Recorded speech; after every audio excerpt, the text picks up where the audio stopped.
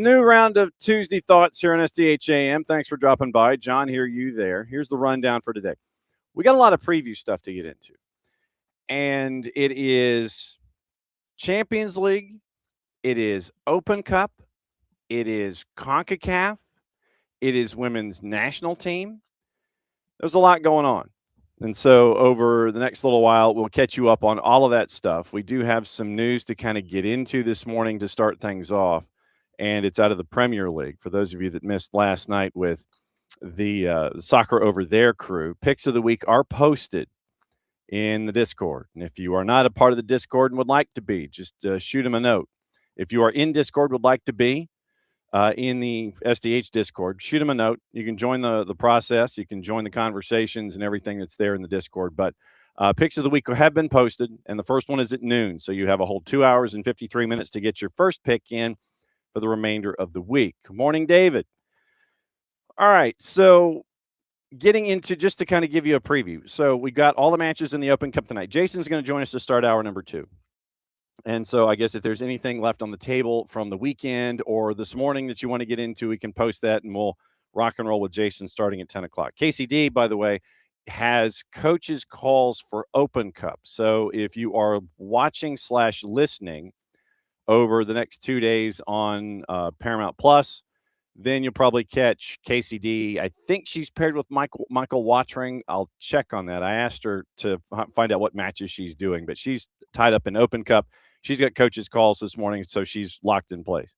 And then we get to talk to her about Open Cup after the fact, too. So rundown today is a combination of things. You're going to hear from Emma Hayes and when we get into the USWNT block, because there was a lot of good stuff that she had in the press conference getting ready for match number 2 with Japan in Seattle, first time since 2017.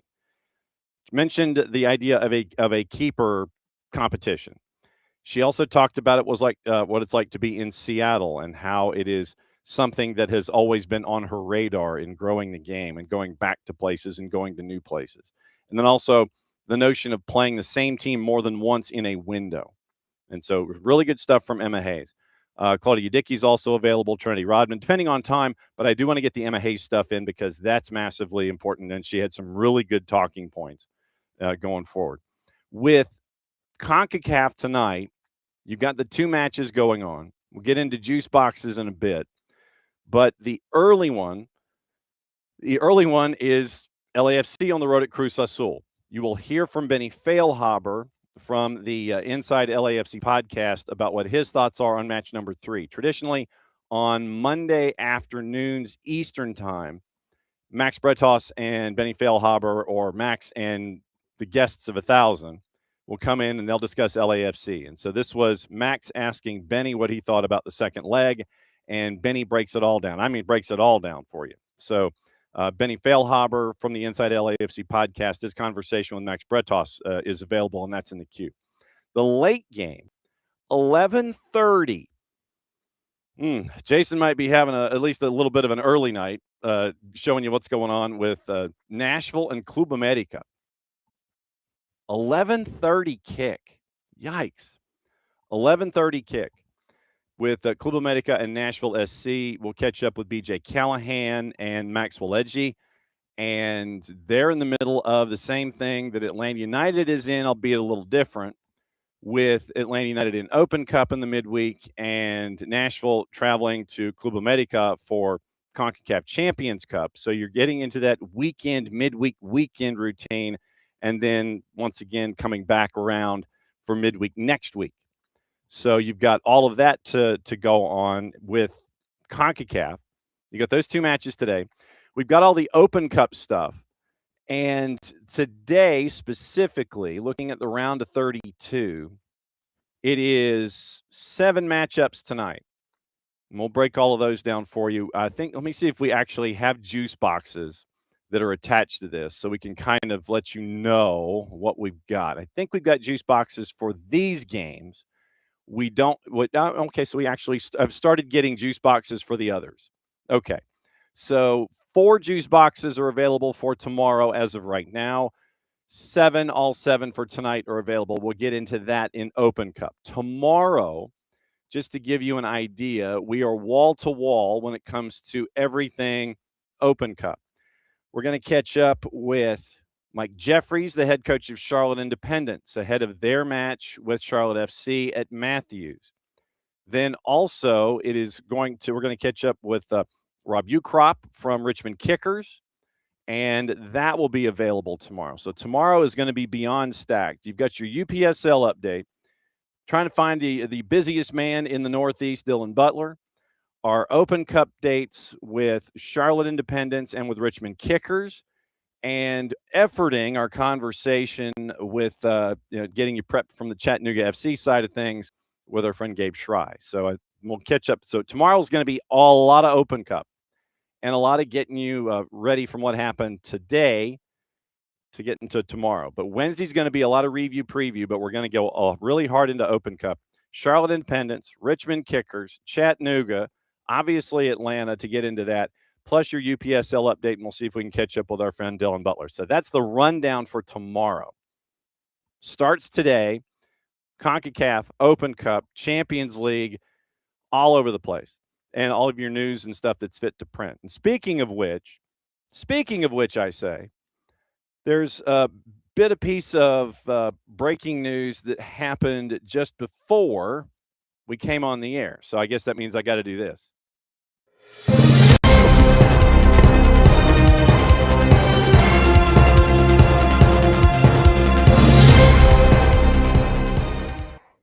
And that means that it comes from the Premier League. This came from multiple locations, but we'll go with Ornstein Cortegana and Dan Sheldon out of The Athletic.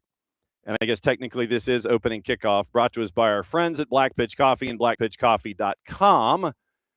If you are into coffee to start your morning, start your day with the most important stories in the game, the right way to start your morning, Black Pitch Coffee, part of the SDH community, showing up at events all over Atlanta. Try their home blend made with beans from Brazil and Guatemala, heavy-bodied, notes of walnut and semi-sweet chocolate, and a rich world-class finish. Opening kickoff, powered by Black Pitch Coffee and blackpitchcoffee.com. And Donny Iraola is leaving Bournemouth at the end of the year. And you're going, yeah? Bournemouth has been very, very lucky in their due diligence in finding the right guy. And they did it with Eddie Howe, and you saw where Eddie Howe took Bournemouth. Eddie Howe moves on to Newcastle, and then they're trying to figure out, okay, who do we bring in to take over from Eddie Howe to try and continue the run that we're on under Black Knight? And it's been a really good run in the front office. Really good run in the front office. So it was Eddie Howe for the second time through, from October 2012 to August of 2020. And then they were trying to find, Jason Tyndall came in as a bit of a caretaker. Jonathan Woodgate came in as a caretaker. You had Scott Parker, and that really didn't work. Gary O'Neill kind of didn't. And then they came on Andoni Iraola. Andoni Iraola has been there since June 19th of 2023. So he will have been there 3 years before they part ways. But Iraola is leaving at the end of his contract. Expires at the end of the year. And so signed an extension in the summer of 24, started 12 months earlier on an initial 2-year deal. Bournemouth is saying that they've tried everything possible to keep him after 15 months of negotiations.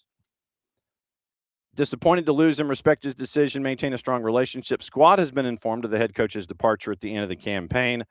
Already underway, searching for his replacement. Ipswich Town's Kieran McKenna features highly in their thinking. Other candidates are under consideration. Ipswich, who are challenging for Premier League promotion, want to keep McKenna, but his contract does contain a release clause. The Athletic had reported back at the beginning of April that Iraola is one of Crystal Palace's targets. I'll tell you now, don't go. Don't go. Unless they give you resources, then you're going, and decision-making and a lot of the power that's associated with it. All you've got to do right now with Happy to Be Here FC is look at what Oliver Glasner has gone through. Do you want that kind of smoke? Do you want that kind of headache? That would be my question. I think if Iraola went to La Liga, maybe that would be a step for him. But Crystal Palace, not so sure. After Glasner confirmed he was leaving, Crystal Palace was like, ooh, Iraola. So Athletic Club was also interested at one point in making him their next head coach. Valverde announcing his upcoming exit last month. Sources now regard that as unlikely. Initially targeted by Spurs in March of 25, don't do it. Would have had to pay his £10 million release clause, $13 million currently, to secure his services. They eventually would have appointed Thomas Frank after sacking Ange Postecoglou. And so Bournemouth right now, they're right there in that middle zone where if you get a couple of wins here or there, you could naturally be in contention for Conference League, Europa League, what have you. And this is after losing in the offseason. Hewson, Zabarnyi, Kirkesh, Dango Ouattara, all in the summer window. So then they had a great start to the campaign, 11 games winless. They haven't lost in the league since a 3-2 defeat by Arsenal January 3rd and beat them last week to break their 5-game draw streak. Came from Rayo Vallecano after Gary O'Neill, and he had helped them to an 11th place finish. So through the 24-25 campaign, starting with 1 win in their first 5, recovered to finish 9th, 9 points out of qualification. So Tom Harris was asked about what Iraola has brought to the table. Said that it wouldn't be too much of an exaggeration to suggest his ideas have helped to alter the tactical landscape of the Premier League that we see today. Transformed Bournemouth into an aggressive, high-pressing side throughout his 3 years, encouraging players to be proactive, to take risks to disrupt the opposition in their build-up before hitting quickly on the break. Record points tally last year, wins over Manchester City and Arsenal, leading Guardiola to describe Bournemouth as a, quote, modern football side. And so physicality, athleticism, and pace didn't allow dominant possession sides to rest with the ball, philosophy that seems to have inspired a somewhat of a mini revolution across the Premier League. For Bournemouth, Iraola's conviction to his ways allowed the club to play ambitiously. So cohesion at the top down, and I think that's the key. So cohesion from the top down helped Bournemouth to grow within their means, not spending outside of their means, in Black Knight and Bill Foley, generating millions in transfer profit as they continue to scale the league. Never managed to take him to Europe, Iraola rose the floor considerably at a club who might have meandered back towards relegation without such a sense of identity in how they played. So with that now,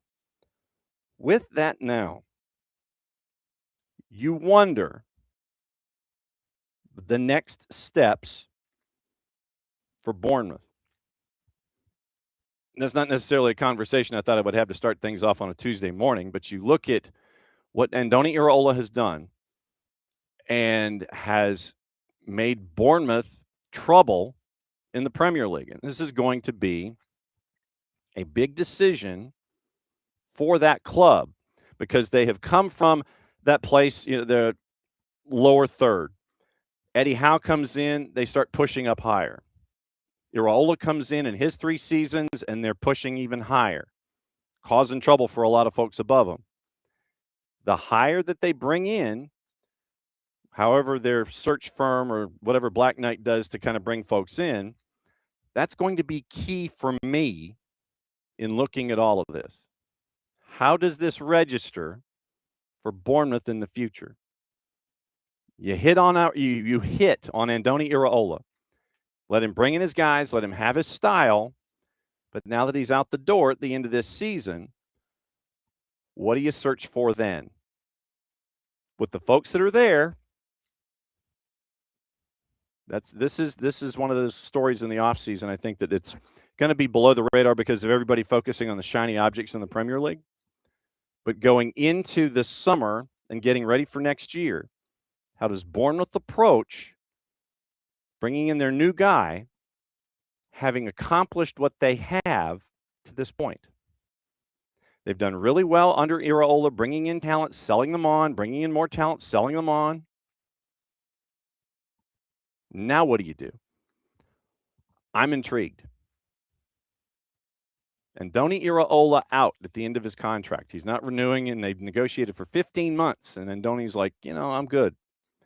So how Bournemouth responds in the summer, that's going to be big for me. I am interested.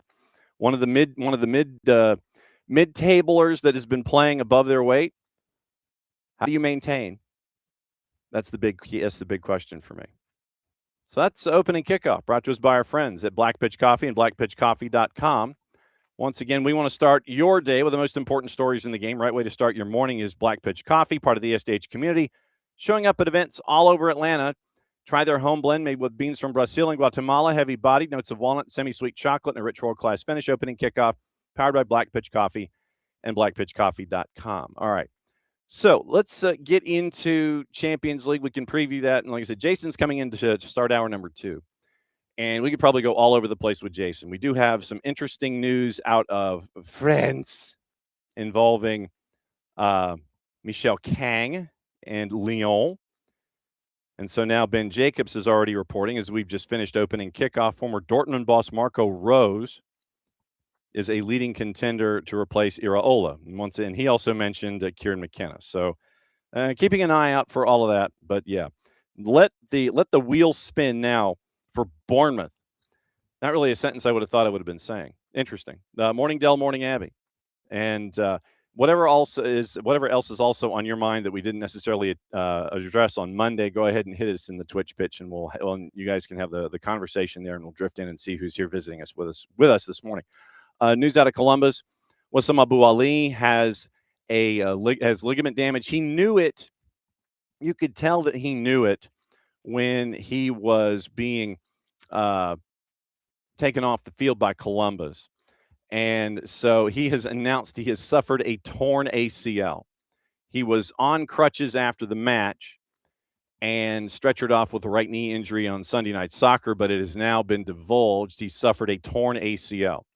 So Abu Ali was putting up a lot of numbers, and he was toward the top of the charts when it came to goals in Major League Soccer this year. But Wissam Abu Ali suffered a torn ACL, and so he will be out for the foreseeable future once again. And then it was non-contact happened in the first half, and it was 5 goals in 6 starts this year. And so now it is going to be interesting to see what Columbus does from here with Wissam Abu Ali. Once again, newcomer of the year credentials were there, and now he is out with an ACL and a meniscus tear in the non-contact injury. So obviously thinking about Wissam Abu Ali in his recovery, but huge loss really for the early season in Columbus. We'll keep an eye on that too. Getting into Champions League today. Champions League, we get to start the second legs. Starting the second legs today, and we have the what happened in the first legs, and can teams that are down 1 goal, can they come back around, and can they flip the grid and work their way into the semifinals of the Champions League? That's the larger question for today when it comes to Champions League and the margins that are there. So in the fixtures and the fixture lists, once again, you look at the breakdown of what it's going to be. PSG has a 2-0 lead over Liverpool. Atleti has a 2-0 lead over Barcelona. Real Madrid is down 2-1 to Bayern Munich. Bayern Munich had 2 goals on the board early second half. Real Madrid comes back to score, makes it 2-1. And then Arsenal has the 1-0 lead over Sporting, and that one took a while before that one kind of got its result. So that's what you're staring at today in Champions League. Once again, these are 3 o'clockers today and tomorrow. Today it's Atleti and Barca. Atleti with a 2-0 lead, and PSG leading Liverpool heading to Anfield. Once again, that one's 2-0. And so looking at those two,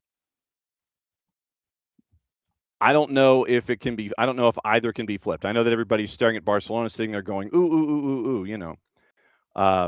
Atleti's home record against Barca in the Champions League, they've won both previous matches against Barcelona in Madrid, keeping the clean sheet each time.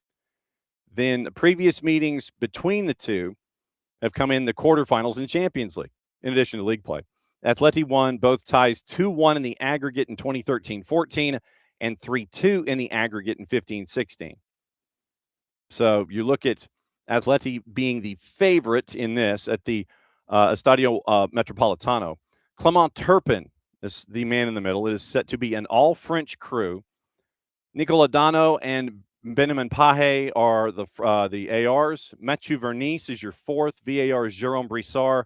And Willie Delahode is your AVAR. So it is an all-French crew for this matchup coming up today. But it looks promising for Atleti if you believe in past history as an indicator at the Wander Metropolitano. So 2-0 Atleti going in on this one. Then the juice boxes for the match, not for the two legs. For the match, Barca is favored at a -122. Atletico de Madrid is a +275, and the draw is a +359. Very different situations, obviously, with the two. If you believe in predictors and things like that, Atleti is predicted by all the folks that grind the numbers. 75% chance of advancing. PSG is given an 88% chance of advancing. So you look at those 115 Champions League knockout ties where the hosts have lost the first leg, only 7 managed to get through. So that's 6.1% in changing and overturning a first leg loss. 3 of those matches decided by the away goals rule, which was removed back in the 2021 season, June of 21. So not looking good if you are a believer in past history and trying to flip scripts. Atleti, by the way, are unbeaten in their 10 previous UEFA competition home matches against fellow Spanish competition. I feel like Jimmy the Greek here all of a sudden. They've also won all 22. Morning, Ricky. Oh, morning, Alex. Hopefully recovery is going well. Also, Atleti has won all 22 previous 2-leg UEFA ties in which they won the first leg away. Barcelona have lost all 6 in which they were defeated in the first leg at home.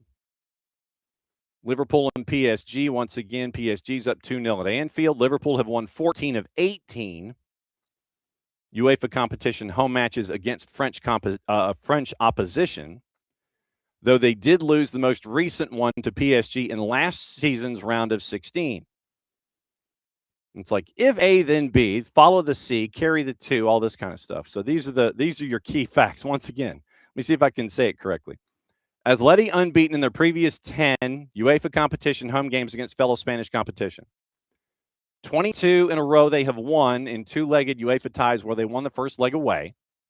Barca has lost all 6 when they lost the first leg at home. So Barca is 0-6 in the tie when they lose the first round at home. Atleti, they've won 22 in a row where they won the first leg away from home. And Liverpool's won 14 of 18 home matches against French opposition, but they did lose last time out. So they're 14-4, but they did lose their last one to PSG. So that's what you're looking at with the Champions League quarterfinals. Juice boxes on the other one. Liverpool is favored in the second leg to win the second leg at home at a +135. PSG is a +170. Draw is a +309. So to win the leg, Barcelona favored minus side on the road. Liverpool favored at home on the plus side. So that's what you're looking at with those two heading into Champions League. And once again, getting into, since we're discussing it, the what to watch, where to watch it, how to watch it, brought to us by our friends at Fanatis, fntz.co/soccer down here. Since we're already talking about all these different competitions, we got to tell you where to watch. So that link is important, fntz.co/soccer down here, because adds everything and adds more streaming services and more matches and more parts of the planet that you may not necessarily have had going in. So that link, massively important.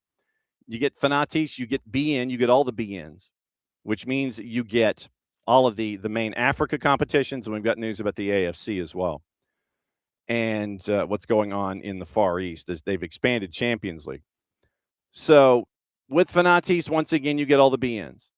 You get AFCON, you get CAF Champions League, you get all the competitions that are there. You get Libertadores, you get Sudamericana. There's that to get into today, where one of the teams is a lower division club, and they're taking on a larger opponent. One of the players on this team is their team president, who's the age of 52. And so he's playing, and he wants to play against the big names in the competition. So you're getting that today as a part of Sudamericana and Libertadores. And if you've missed the Libertadores show with Howard Hamilton, new one is out as he inches closer to episode 100 to let you know what's going on there. So that's also in your purview. So Libertadores, Sudamericana, Champions League and CONCACAF, UEFA Champions League, and Open Cup. All of that's going on. Fanatis, once again, you get Libertadores, you get Sudamericana, you get all of the matches and competitions on the African continent. You get contact, you get to tap-ins to Tigo Sports, you get tap-ins to CATV, you get the Polish League, you get the French League, you get the Turkish League, and it gives you an opportunity to keep an eye on Cruton and folks that might need to come over here. And you've seen them already over in Europe, and they're over in Major League Soccer. You said, they go, yeah, I saw him, because I had Fanatis at fntz.co/soccer down here. And you get a lot of the A and the B leagues from the other nations in South America on Fanatis. So it's Paraguay, it's Colombia, it's Peru with Liga 1 and Liga 1 Max Pro. It is Uruguay I've seen recently. So it's all there. Argentina and the LPF, the A and the B, that's all there. You get that at Fanatis. So what to watch today? Well, there's a lot. BN has Libertadores. They've got a triple header. Cerro Porteño Junior, Boca Juniors, Barcelona, and Universitario and Coquimbo Unido, 6, 8, and 10. Simulcast on BN and Español. CBS Sports Network has your doubleheader in Open Cup. Louisville and Austin at 7. That's also in Picks of the Week, so you have a handful of hours before you want to take that one. Colorado Union Omaha is at Dick's Sporting Goods Park in Commerce City, Colorado. That one's at 9:30. FS1 has your doubleheader in CONCACAF, 9 and 11:30. I love how Soccer America says it's 11:30 in the morning. How cute. FS2 is the league we don't talk about. Once again, BN and Español simulcasting Libertadores. 2 to NA's got Champions League. They have Atleti and Barca at 3, and they're simulcasting Champions League, CONCACAF. Univision has the simulcast of Atleti and Barca. Golazo Network has a doubleheader Open Cup. Detroit City and Chicago at 7:30. Sacramento and Minnesota and the Loons at 10. Fox ONE simulcasting Champions League and the league we don't talk about. Paramount Plus, championship in the getting everybody on the same page with the number of matches. Portsmouth and Ipswich is at 3. That's big for Ipswich. It's big for Portsmouth to try to stay out of the relegation zone. It's big for Ipswich for automatic promotion. League 1, 2:45, Huddersfield and Cardiff. League 2, 2:45, Chesterfield and Grimsby. All of the matches in the Open Cup, and then UEFA Champions League, all of that's on Paramount Plus. Women's side, FS1, CONMEBOL Nations League, Venezuela, Argentina tonight at 7. They've also got on FS2 on the women's side matches at 5 and 9. So if you're watching CONMEBOL Nations League, you go FS2, FS1, FS2, 5, 7, 9. CBS Sports Network, they've also got a World Cup qualifier on the women's side for 27, England and Spain at 2 o'clock. Tonight is the international friendly with the U.S. and Japan. That's on TNT. It's on Universo. It's on Universo. Like I said, we have sound from Emma Hayes, Claudia Dickey, Trinity Rodman, hour number 2. Golazo Network, Sweden and Denmark at 1. The Plus has the Netherlands and France at 2:45. Fox ONE has all of the matches in CONMEBOL Nations League. And all this is women's soccer, by the way, today. USA Japan also on HBO Max at 10 o'clock. Paramount Plus has your World Cup qualifier at 1. Then qualifiers in CONCACAF, 3, 5, and 5:30. Peacock is also simulcasting USA and Japan. There'll be a test in a bit. We'll get into gossip, rumor, and innuendo also in hour number 2. So that's everything going on today. Like literally, that's everything going on today. And there's a lot to go on today. So now that we've talked about Champions League. Let's get you into Open Cup and the chaos that is associated with it, because there's plenty of that associated with it. Now, Dell, Atleti decided not to cut the grass. Yes, and it's like decided not to cut the grass at the Metropolitano to slow Barca down. Then they turned on the sprinklers when Barca trained. What was it? They had it cut to Atleti. I think it was they were supposed to have it cut to a certain length of millimeters. I think it's 20. Was it 28 millimeters? Okay, so Barca was going to complain over the grass length at the Metropolitano. They raised concerns about the grass length. Hansi Flick was discussing the issue with UEFA during the training session. So Flick was pointing at the turf, discussing the height of the grass. According to AS, Blaugrana officials later clarified that no formal complaint had been lodged. However, the club confirmed that Hansi Flick had raised observations with UEFA officials who subsequently followed their routine pre-match pitch inspection protocols. Same report also claimed Atleti rejected suggestions that their pitch surface was problematic ahead of the second leg, claimed the grass was in good condition or even much better than it was a month ago. They pointed out that warmer temperatures in Madrid in recent weeks have helped maintain the quality of the surface. Response came after attention turned to the pitch after Barca's last visit in the Copa del Rey. Then in the opening goal, it took a wonky bounce. Atleti ended up winning that one 4-0. Third trip to the Metropolitano this year. 4-0 defeat in the Copa del Rey. 2-1 victory in La Liga, Lewandowski scoring in the late winter. Also, they enjoyed success in there last year, winning 4-2 in the Liga, 1-0 in Cup. And so that's from our friends at Goal. But yes, literally, you had to cut it. I think that it was like 28 millimeters, I think was what they were staring at as a length. And because of the length of the length of the grass, Barcelona was kind of hot about it. But no, the grass is not going to be adjusted, mowed, or just sheen down to, like very, very little. But yeah, there was a set number just south of 30 millimeters that was supposed to be the set number. I think it was 28. And so that's what you were looking at with that particular tete-a-tete with Hansi Flick and UEFA and Atleti and grounds crews and teams. Anything, if you're Hansi Flick, and if it is a legit concern, and I'm sure that it's also wrapped up into the notion of pregame gamesmanship and all that kind of stuff. So if you're going, yeah, okay, last time out in the Copa, things were a little screwy, so I'm concerned. You go to UEFA, hey, this happened last time. I don't know if you remember, and can you take a look at this? So it's just, you're kind of sitting there and you're kind of poking the bear a little bit. You're in their building, hey, I don't like how the furniture is arranged. Then you have the independent interior decorator. You sit there and go, your feng shui guy. It's like, hey, can you look at this for a second? And the person that owns the house that you're going to go and kind of stay in and have, a party and stay for the night or whatever. It's like a soccer Airbnb. The Barca goes in. I don't like how the furniture is. I don't like this rug. And then you bring in your feng shui guy, or you bring in the head of the Airbnb committee, and it's like, hey, can you look at this? Does this carpet look good to you? Does this carpet look good? Is this okay for you? It's like, I don't know if this carpet matches these drapes. I don't know if it matches the sofa or anything. Can you do something about the carpet? And the owner of the B&B is standing right there. It's like, you're talking to the head of the Airbnb committee. You're like the collective. It's like if you're in like this, like a condo association. So if you go into the Airbnb and it's in a condo association, the HOA, the head of the HOA is standing there with you. You're like, I don't like this carpet. But the owner of the Airbnb is standing right there with you. It's like, so are you gonna say something you're gonna file paperwork with the head of the HOA? No, but I just thought I should bring you over just to kind of point it out. Just to kind of point this out a little bit. I was kind of looking at that.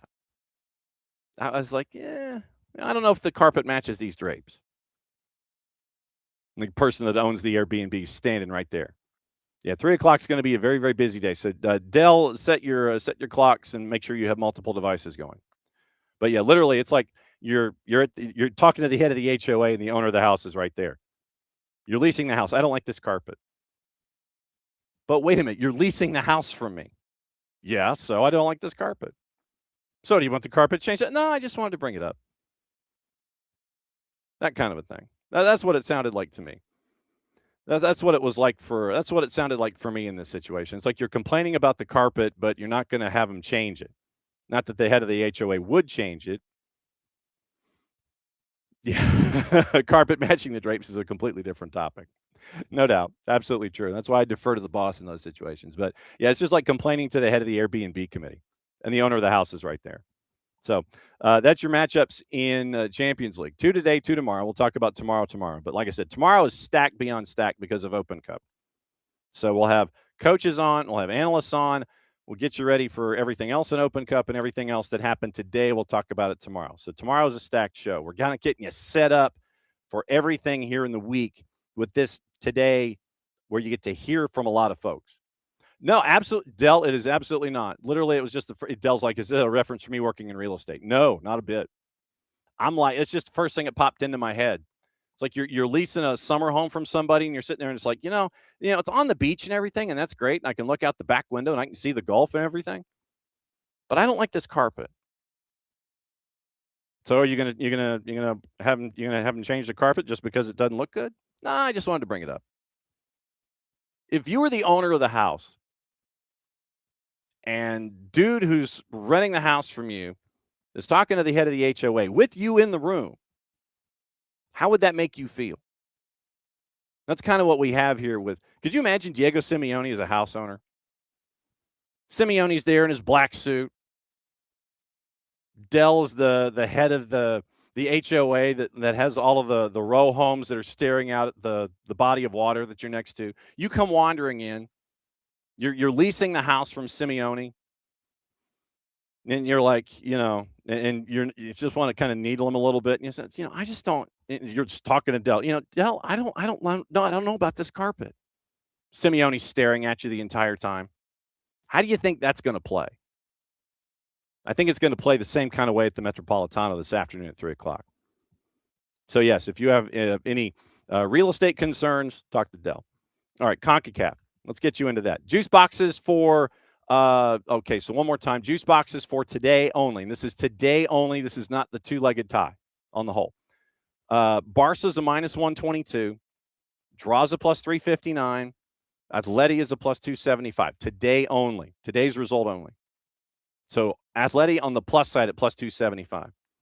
Liverpool and PSG, which no one is talking about, except for maybe the future of Arne Slot. Liverpool a plus 135. Down 2-0. Draws a plus 309. PSG today only is a plus 170. So those are the juice boxes for those two. CONCACAF today. CONCACAF tonight, once again, later than late. Later than late. Champions Cup today. Jason's going to join us about 15 minutes. LA to win today. They're up 3-0. They're a plus 380. Draws a plus 350. Cruz Azul is a minus 164 on the day, but they've got 3 goals to make up. Yesterday, Benny Feilhaber, Max Bretos were on the Inside LAFC podcast, and so Benny Feilhaber was asked what he thought about this particular matchup. So here is said Benny Feilhaber discussion on the matchup. What did they do, right? And this is what I saw a lot of questions as to, what is LAFC gonna, what roster, what starting 11 are they gonna put out there? What kind of tactics are they gonna have in the second game and altitude? Look, I think you go back to the first game. What did LAFC do really well? Well, they defended their box really well, right? The one moment that they were, broken through with that cross and header, you have Hugo Lloris, which I failed to mention when I was having my little, spiel about what they've looked like defensively. He's been there every moment that the defense, in those 1 or 2 moments a game that the defense gets outdone somehow. And he's there to stop it, right? And he's been there even in the Orlando 6-0 game. there was a couple of moments where there were some really dangerous shots through legs, through bodies that he's able to stop. And so Hugo Lloris right now is playing at the height of his LAFC career. Since he's been here in MLS, this is the best he's been playing. And then obviously you marry that with the defense that is in front of him. I just think that's why they've been so good. And now you add what LAFC can do in space from an individual perspective, a dynamic individual perspective. Cruz Azul can't do what LAFC can. They don't have a David Martinez that can dribble players at speed. They don't have a Denny Bouanga that can dribble and shoot the way that he does at speed, or a Sonny that can hold the ball up, make a pass, and then get into the box and get a goal for himself. And so they're 3-0 in the lead because they're able to do that. And Cruz Azul doesn't have the kind of players that LAFC do. And I think that I would be absolutely shocked, barring any injuries, that you see anything other than the starting 11 that started against Cruz Azul in the first leg. I think you have the exact same starting 11. There's no doubt it's the front three. There's really very little doubt that it's the midfield three, and then the back four with Eddie Segura back on that left side. And you got obviously Hugo Lloris between the posts. And like I said earlier, yes, I think we talked about this when they went to Alajuelense. There are funny things that can happen in Mexico and Central America and CONCACAF games that you can't prepare for, right? The moment, and look, just to bring another CONCACAF game that happened, a couple of weeks ago in Cincinnati where they were up 3-0. It's like an avalanche when it starts coming. If you open the door and they can kind of see a little bit of weakness and a little bit of doubt in your head, and they get a goal and now they're, trying to go after it, things can change very quickly. However, I think that LAFC are very well built to sustain whatever pressure Cruz Azul gives them. I think Cruz Azul is going to have a very hard time getting a goal in the first half or even early into the second half. Maybe they can get one late on when it hopefully doesn't matter anymore. And even more so, the longer you keep it at zeros, the more they're going to expose themselves on the counter. And I just don't know, unless, they all leave their shooting boots at home, the front trio, I just don't see LAFC not getting a goal on the counterattack in this game. So, yes, I think it's possible that Cruz Azul brings something to the table and we have a competitive match. And do I think it's impossible for Cruz Azul to advance? No, I don't think it's impossible. But I think that there's a lot of things that have to go wrong for LAFC to ultimately not go through in this tie. So it starts with the defense, the resiliency of the 2 blocks of 4, including all starting 11 players working together. And then the dynamic aspect of their counterattack, their speed into space, and those front three. So I think we'll see a lot of what we saw in the first game, and Cruz Azul is going to have to show something completely different than it did in the first leg to be able to, break through this defensive front. Benny Feilhaber with Max Brethaus on the Inside LAFC podcast. And so they're the early game. Man, they're the early game in this. It's going to be a late night. And like I said, and Jason, I'm hoping Jason gets a nap. I'm really hoping Jason gets a nap because it's going to be a late night for him. And it is going to be Atlanta soccer tonight. So this is kind of a way to get everybody's naps in before Atlanta soccer tonight later today. So the rundown for Jason, if I could, hit buttons and not screw things up. So later tonight, 11 o'clock. So 11 to 1, you'll have Jason discussing anything and everything going on in the world. You'll have the first match in CONCACAF almost, well, in theory, it should be over. If it goes just 90 minutes, it should be over. Gets to talk about LAFC and Cruz Azul, but then you've got the matchup with Club America and Nashville SC. Nothing happened first leg. Club America at home today, favored. No surprise. -149. Draws a +290. And Nashville to get the result on the road is a +400. A couple of folks to hear from in this one to get you ready for it. Here's BJ Callahan yesterday before they hopped on a plane, I'm guessing today, or at least late night last night. Because when you're dealing with travel and everything, that's another key to this whole bit in CONCACAF. So here's BJ Callahan after practice yesterday, answering questions from the media, getting ready for leg number 2 against Club America. I mean, I think anytime we look at the game, obviously in the game, we're trying to adjust and also to, just encourage the guys towards the end of that game because it's, they're tired and it was hot.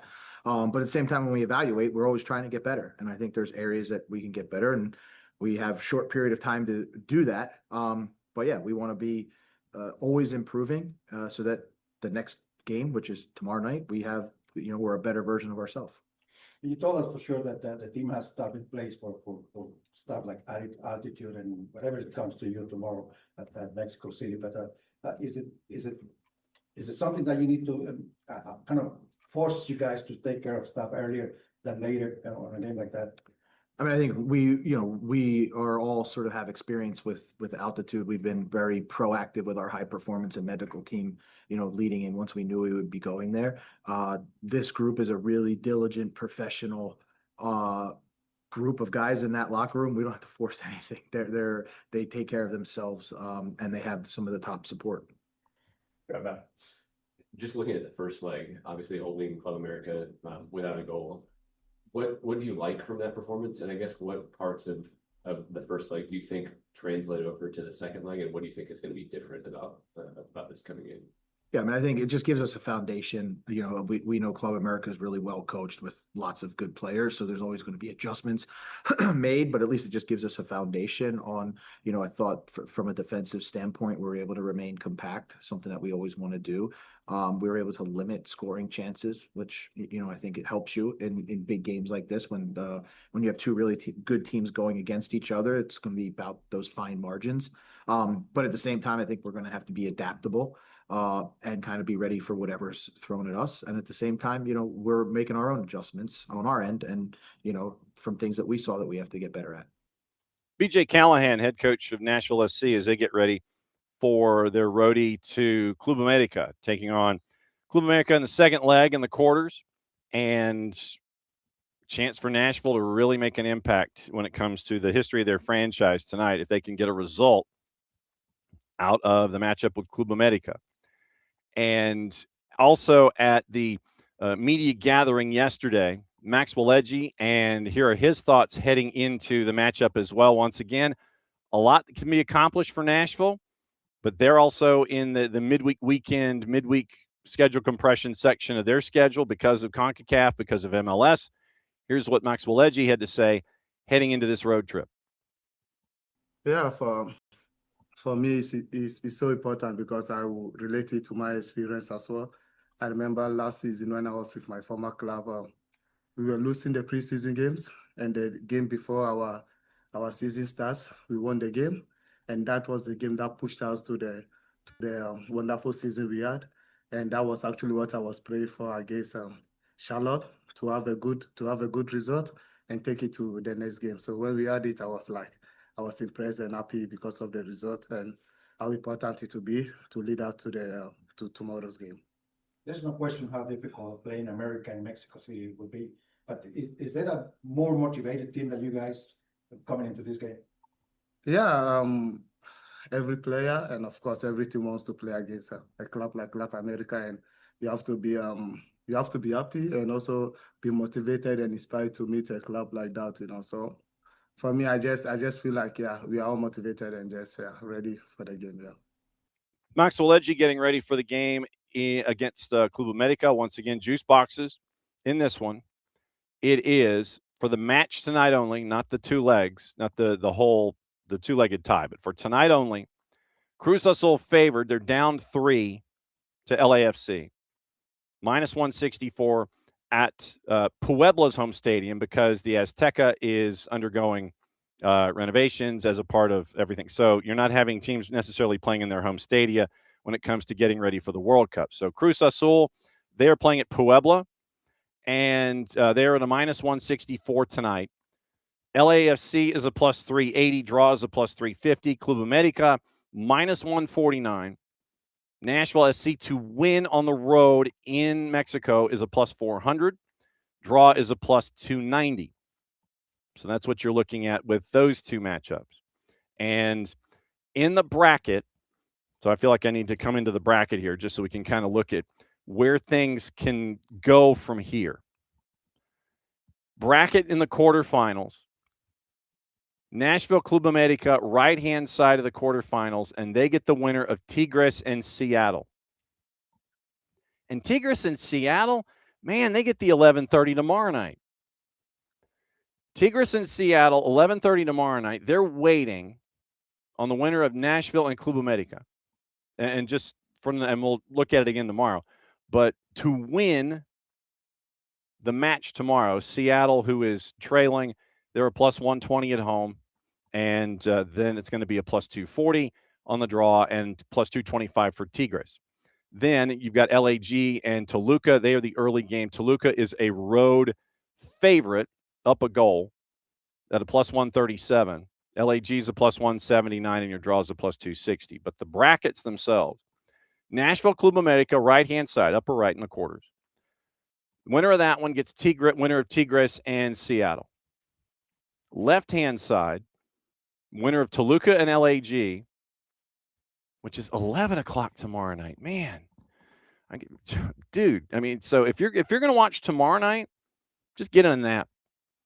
And you got to have two devices going on at the same time because it's 11 o'clock and 11:30 tomorrow. Well, it's listed as 11 o'clock in the it's listed as 11 o'clock on the CONCACAF website, but the Juice Boxers have it at 9 o'clock. So we'll have to keep an eye on it. But if it's still 9 o'clock, 11:30, 9 o'clock, 11:30, that makes more sense.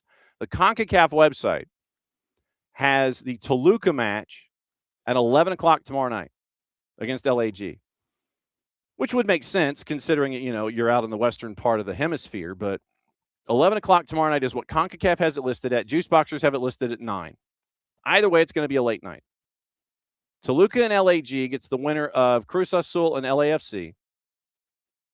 Nashville Club America gets the winner of Tigres and Seattle. So that's what you're looking at to get into the final four of the Triple C, the CONCACAF Hemispheric Extravaganza. And that's what your focus is going to be tonight. But like I said, it's a late night tonight. So there might be some pacing. There might be some napping going on. And like I said, you've got Libertadores going on as well tonight. And it is going to be off the charts as well. Did I mention Fanatis? But this is one of those years and one of these weeks really where, I mean, seriously, people, come on. No matches can be displayed, no odds available. Come on. That is just not right. So I'm trying to find the matchups for Libertadores because, once you listen to Howard Hamilton's Libertadores show, then you're all prepared for it. So Copa Libertadores. Okay. So Copa Libertadores today. Once it rolls over and gives me the information that I'm looking for. It's thinking. Here we go. Okay. So Copa Libertadores. You have the matchups. No, that's the playoffs. I don't want the playoffs. I want today.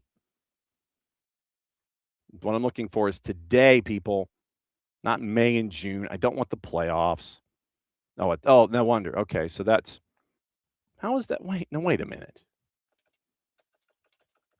I mean, seriously? You're giving me futsal here. That is not what I'm looking for. That is just out of control. All right, so let's see if it gives me Sudamericana. And then when Jason comes in, he can get me the odds for, so maybe it was CONMEBOL. That's why I didn't give it to me, because I didn't go CONMEBOL Sudamericana or CONMEBOL Libertadores. Okay, so today it is, today is the 14th. So today, Sao Paulo and O'Higgins in Group C, Gremio and Deportivo Riestra in Group F, Vasco and Audax Italiano in Group G, Santos and Recoleta. Recoleta is the team that I was telling you about that has the 52-year-old club president that wants to play against all of the legends.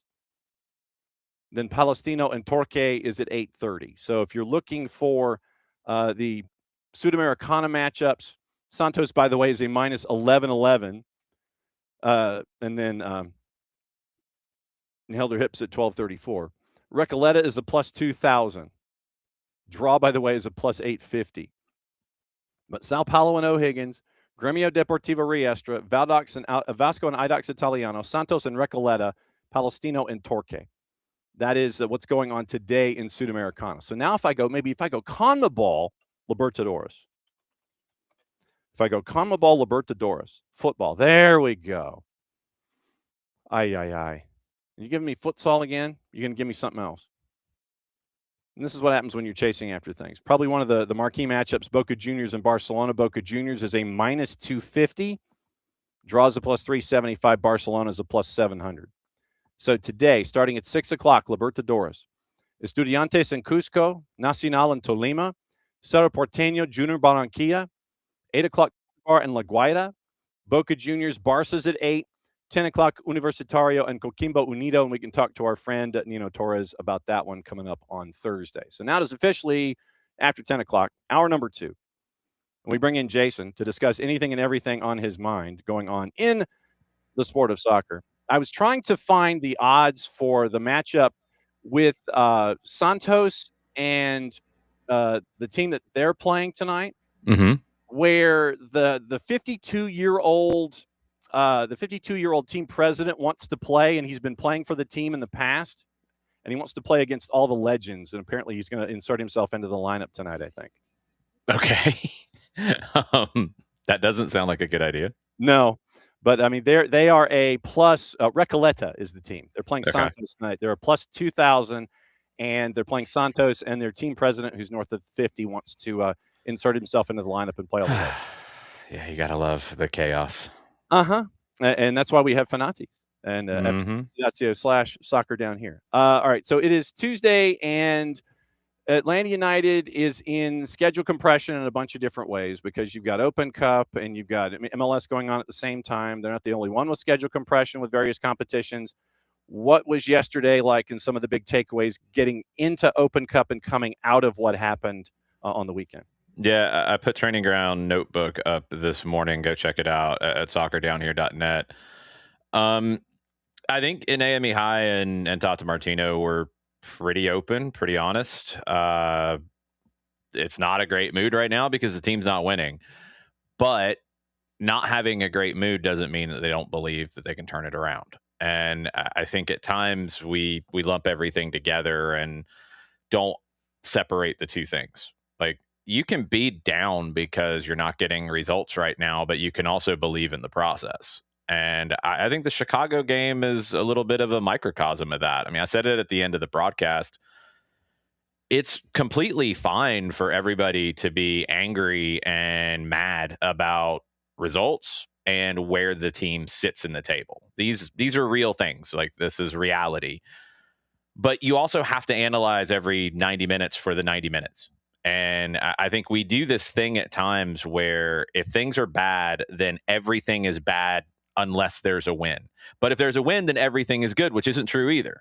Right. And I think we fool ourselves with this sometimes. Like, we can talk big picture about what the season is so far, which isn't good. That doesn't mean that every individual performance inside of that is bad. And it becomes frustrating because I feel like anytime that I say anything positive, when somebody does something positive in a loss or in this kind of a situation like Chicago, where you were the better team. I mean, all the numbers back that up. It felt that way to me. And I think the numbers back it up, and you get caught on one bad moment where, to me, the goal comes from just disorganization in a defensive structure that should have been structured. Miguel Almiron points to a player behind him, and I think Elias Baez isn't sure where Miggy is going to go defensively. There's a player wider, and that moment of indecision between the two of them leads to the 1-2 that Mihai talked about. I mean, you just can't let that happen because then everything breaks down. And, the question came from Mihai yesterday about, like, well, who's organizing, who's talking to communicate and keep those things from happening? And Mihai's dead on. I mean, I went back through it this morning. It was 6 seconds. How fast can you see something breaking down and say what you need to say to change it? 6 seconds is not enough time to do that. Like you can't. Like it's not about talking. It's about not getting caught in that moment of disorganization and then everything starting to fall, because then that happens. Then Mihai's got to step out wider to try to deal because your left back's out of the play. Then Tristan Muyumba's got to slide over to try to deal when maybe he shouldn't have, because then the runner comes through the middle and he's unmarked and it's all falling apart. But it starts with the 1-2 and it starts with a moment. And that's what decides the game. It's unfair, in my opinion, to say that a team is bad, was bad, did a bad job for 90 minutes because of 6 seconds. The result is determined by the 6 seconds. Mm-hmm. But these are different conversations. And I beg for all of us to have an understanding of being able to talk about a game in totality and performances in totality, and understand that performance doesn't always equal result. And I say this the other way too, because the Philadelphia game for me, I think a lot of people thought everything was fixed and perfect after the Philadelphia game, and it wasn't. You didn't have a lot of control of that game. It was chaotic at times, but you were better in the chaotic moments than you've been consistently all season long. You had more control of the game in Chicago. I would honestly sit here and argue, and we could go back and forth around it, of the Chicago performance for 90 being better than the Philadelphia performance for 90. Yeah. The overall performance. But the results are what we're all going to talk about, and we should. But we have to be able to talk about both, I think, is where I'm at. And that's how you see long-term progress. Because long-term progress, and this is for any club in the world, I think Arsenal goes through this right now with what they're dealing with. I think Liverpool has gone through it a lot. I think every club goes through this. The long term is not defined by one result that could be defined by 6 seconds. The long term is literally the long term. How is the team playing over 90? How is the team playing over a week, a couple weeks, a month? How is the team playing over a portion of the season? What is the long term? I do feel like, in general, Atlanta United this year versus Atlanta United last year has a clear plan, has a clear progression of where they are trying to go. I don't think they have everything they need to get there. And that's the problem, is you need a 6. I think Chris Henderson has said that. Tata Martino has said that. Tristan Muyumba has done a solid job as the 6. He's not the 6 this team needs to get to the next level. I think he's limited in some ways that hurts this team. And he's inconsistent at times as well, which has hurt this team. But as I said, I think on this show, I know I've said it on AST, I know I've said it on broadcasts, I know I've said it on pre-games and post-games and everywhere I've been over the last probably 6 months. This team needs a goal scorer that can get you 15 plus goals a season.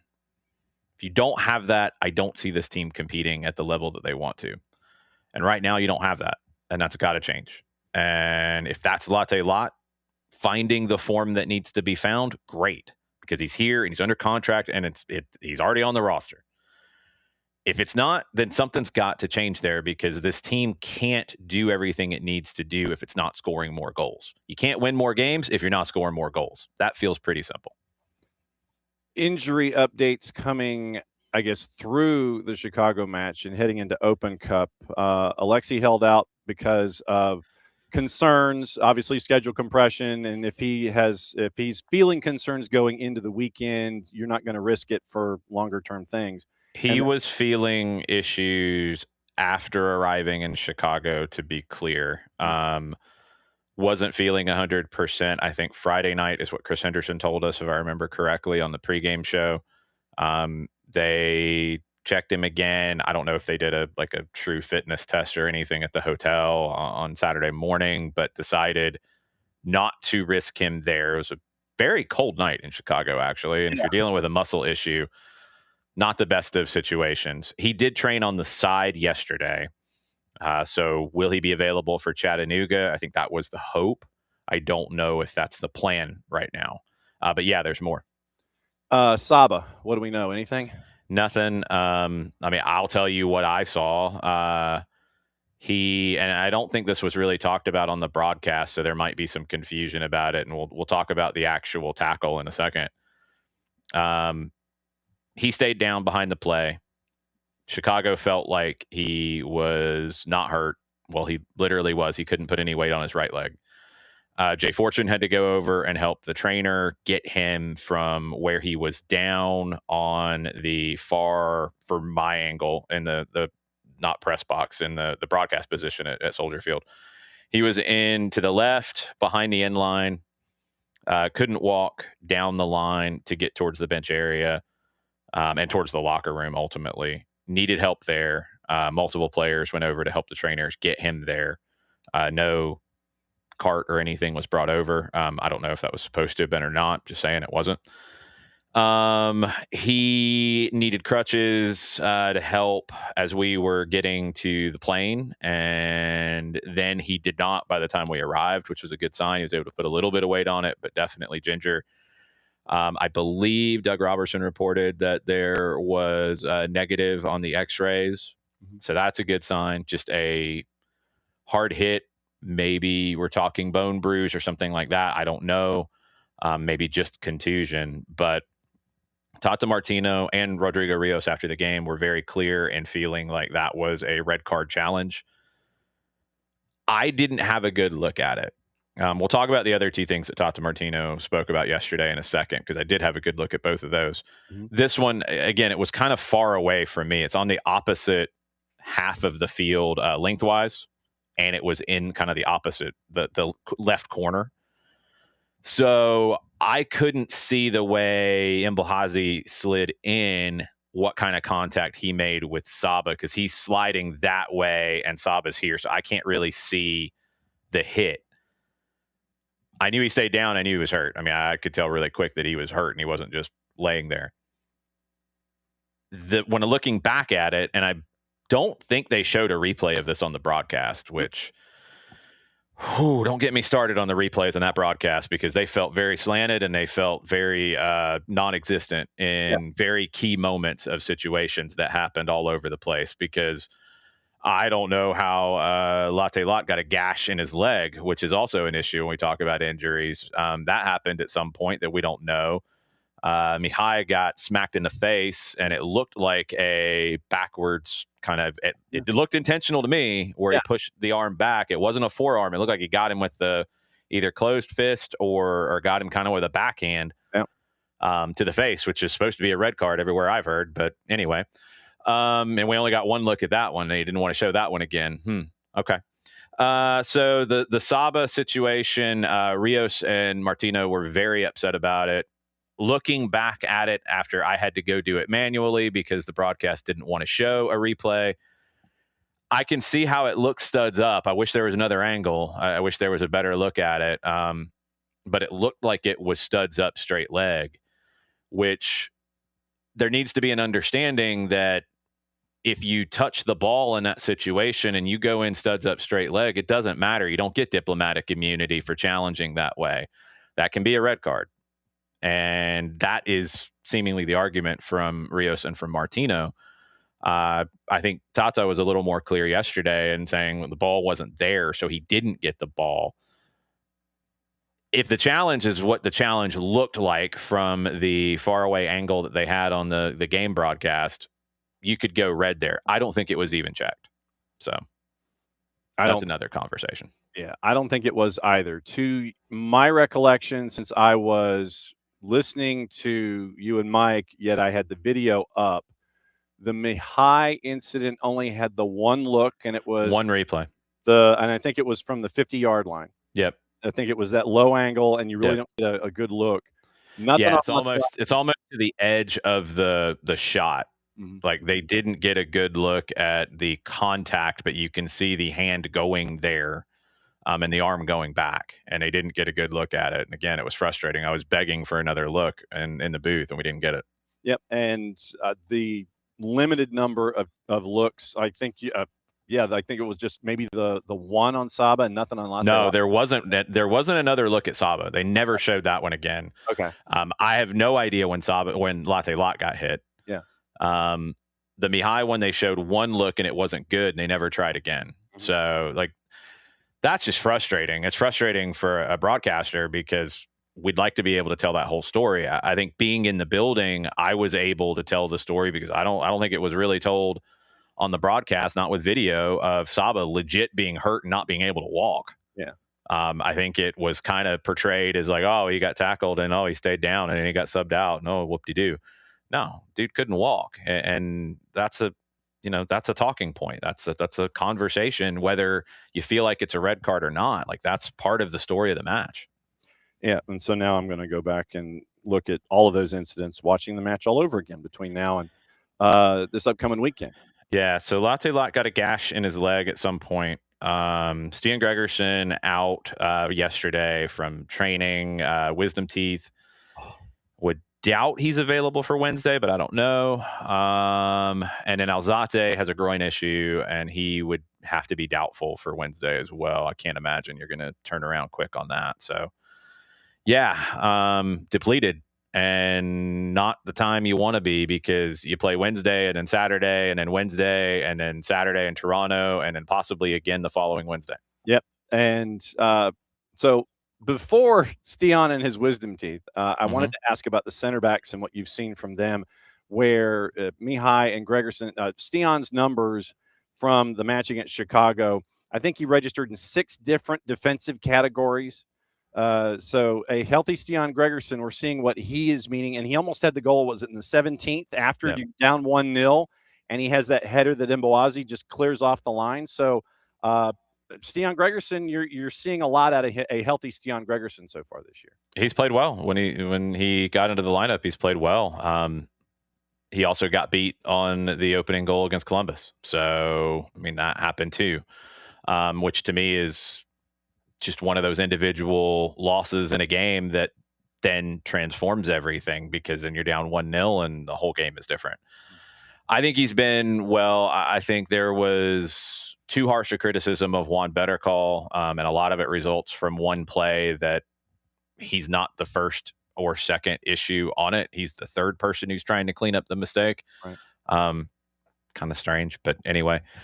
Mihai's been excellent. I think nobody's talked about him enough. He's been very, very good all season long. He hasn't had any major mistakes this season. He's been very steady. I always enjoy getting a chance to hear from him in media, because I think he's very, very thoughtful, very thorough in what he has to say, very open, doesn't really hold back. He's a key figure in this team for me. He's a key building block. I want to see him here for a long time, because I think he can be a guy that is a grounding force for this group. I think when it comes to Gregerson, you just want him to stay healthy, and he hasn't really been able to do that during his tenure in Atlanta. This is a different situation, potentially missing tomorrow. It's not a normal kind of injury, so you put it to the side, and you hope that he can get back into the team for Saturday. And look, maybe Wednesday, maybe he's available off the bench. I don't know. I'm not sure where he's going to be in that recovery. But Saturday, you hope he's back and ready to go, and he stays in the lineup, because, again, he's been good with one very notable exception. That's kind of where this is, though. But I asked Mihai about that yesterday in a way. This team's not scoring goals. And like I've said, you've got to find goals for this team to be what it can be. When you have a team that's not scoring goals, like, it puts extra stress and pressure on the back line. And that's real, and that's psychological. And Mihai said as much. Like, it makes it difficult, and it makes you at times tight. It makes you at times tentative. It makes you at times afraid of making a mistake, because one mistake might decide the game. And this season it has. Like, you look at how the year has gone, and one defensive mistake in games, which every team in the world makes defensive mistakes in every game, because you can't be perfect for 90 minutes. It's impossible, not at the level that these teams are playing at. So right now, because you're not scoring goals, one defensive mistake, that costs you the game. And like the Columbus game, for example, like, the whole game is different. It was pretty even up to that point. And everybody said that. Columbus, Atlanta, everybody. First half, pretty even. Second half, they get the goal because Gregerson gets beat to the spot by Abu Ali, and then it's a different game. Chicago, it's 6 seconds. 6 seconds, decide the game out of 90 minutes. So, like, you got to find goals. Like, I think I keep bringing it back to that, and I don't know if I'm in a fever dream or not, but I feel like a lot of the conversation is, defense, Ojos, and I have no idea. Baracol before that, like, it's all bad defensively, and I'm like, it can be better, but you've got to score goals. Mhm. And you're not creating enough chances. You're not getting enough runners into the 18. You weren't getting into the 18 in the Columbus game. You got into the 18 better in Chicago, but you created one big chance.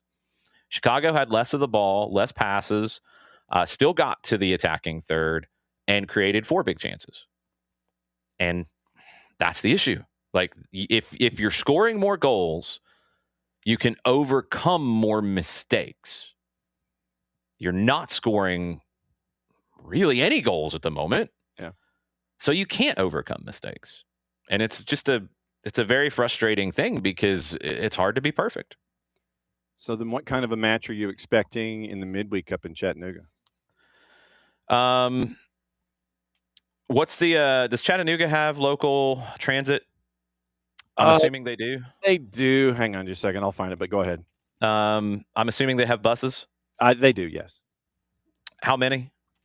I will look up that number, but yes. I'm assuming all of them will be parked at Finley Stadium in the defensive third. Maybe 87 of them, maybe 75. I don't know. They'll all be parked there because Chattanooga will want to hold on. They'll want to build momentum from defensive plays. They will want to try to hit on the break because in the run of play, they're not going to be able to control this game. They're not going to have possession. They're not going to be able to dictate the way the game goes. What they can dictate is momentum swings. I don't literally need those numbers or names. I was just kidding. It was a bit. But there is a certain sense of irony that's attached. It was a bit. But now that I know.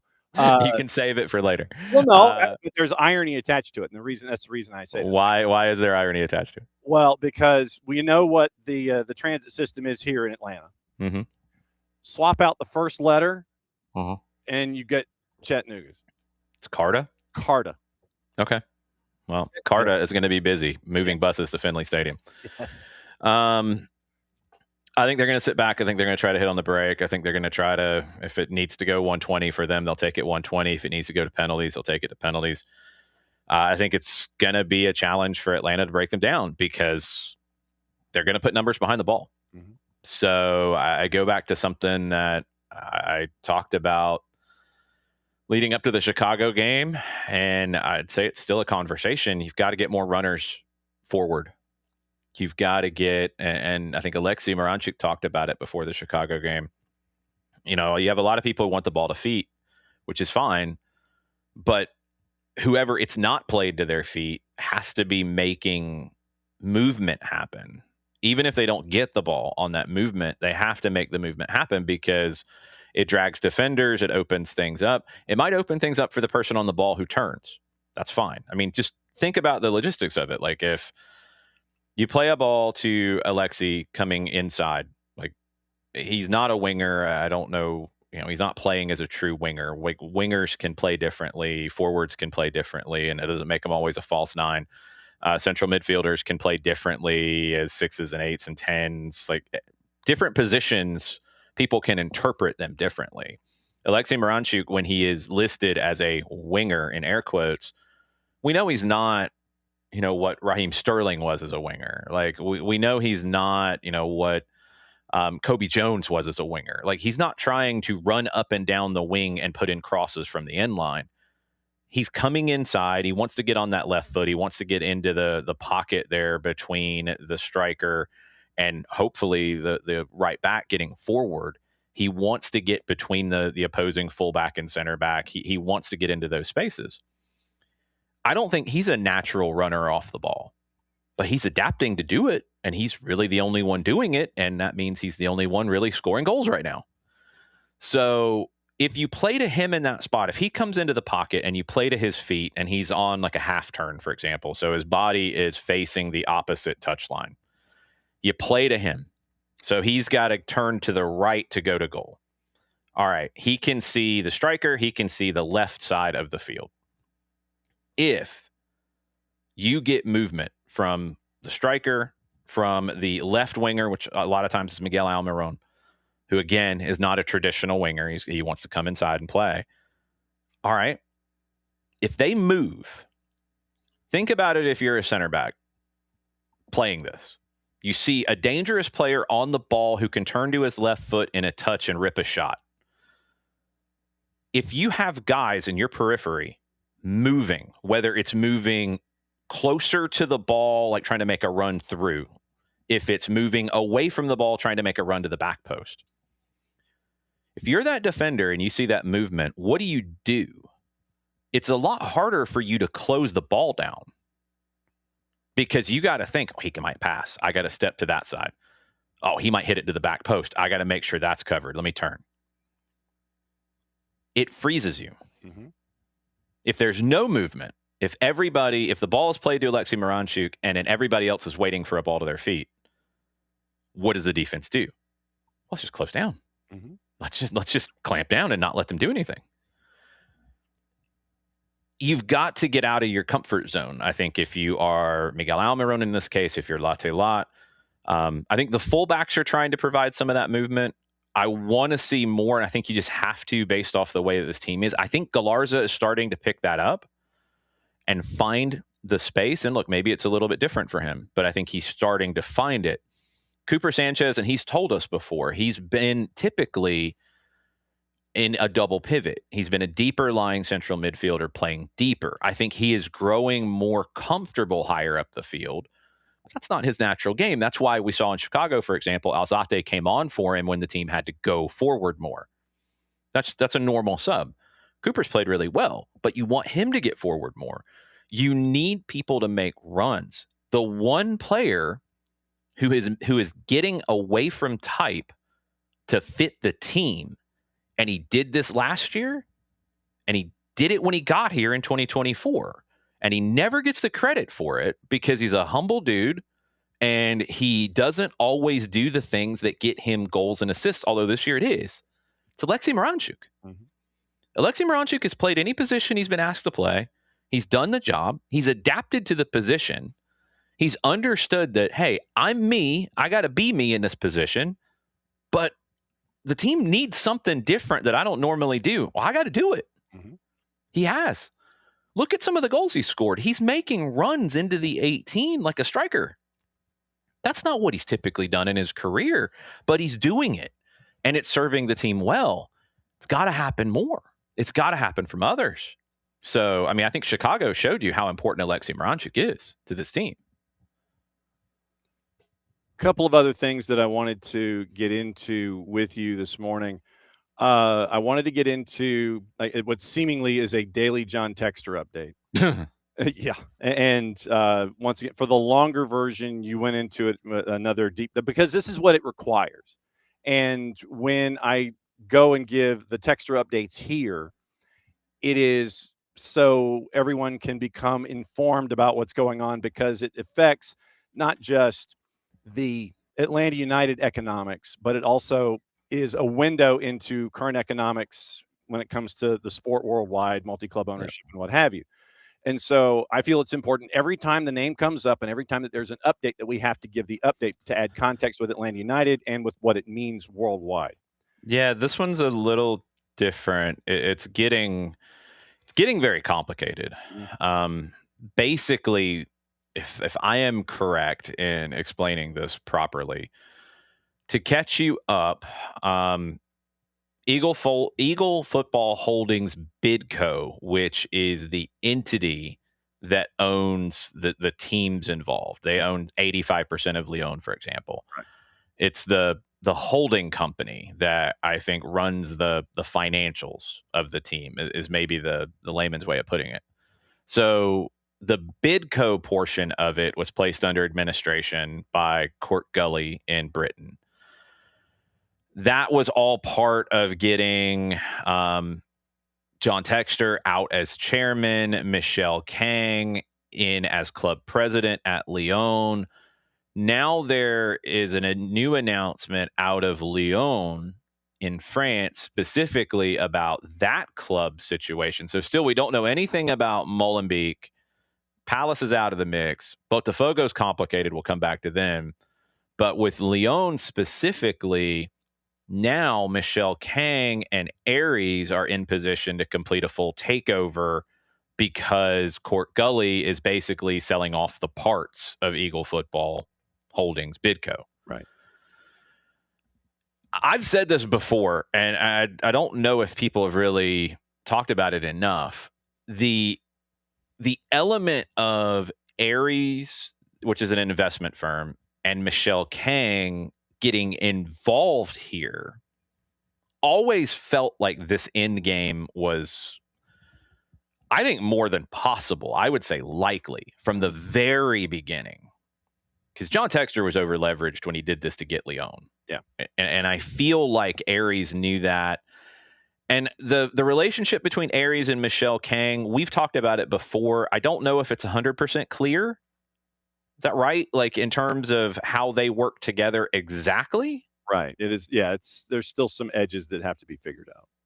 But they're working together in this. Yes. I think. I mean, it's a crazy coincidence if they're not. Yeah. Like it feels like this is again. And John Textor would say this, and look, he doesn't really have a whole lot of leg to stand on here, but he would tell you this was the plan from the beginning, and this was a takeover, and it wasn't correct, and all that. Well, I don't know if it's correct or not, but I would agree that this was the plan from the beginning, and I think Michelle Kang was either lucky or very savvy in getting into these positions. I mean, buying the women's team, OL Leones, and now then getting in as club president at Lyon because Textor made everybody in France angry, and in keeping them from getting relegated, which they probably should have been according to financial irregularities. English clubs are now looking at that and saying, see, we shouldn't be relegated either. But anyway, it's complicated. But now it's looking like Aries, who is the creditor that John Textor owes, I believe, still over $250 million to, and that's probably on the conservative side. Right. They're going to take over Lyon from Eagle Football Holdings Bidco, which John Textor is the owner of, but not in control of anymore. Right. Again, which is complicated. But this is what happens when you owe a whole bunch of people money. So the Botafogo side is even more complicated than that because of, and wait a minute, hold on. I think we might have some breaking news. You want to hit a breaking news sounder for me? Hang on just a second. I will certainly do that. Now I've got to find the thing. So I have like multiple sounders now. Here we go. I got it.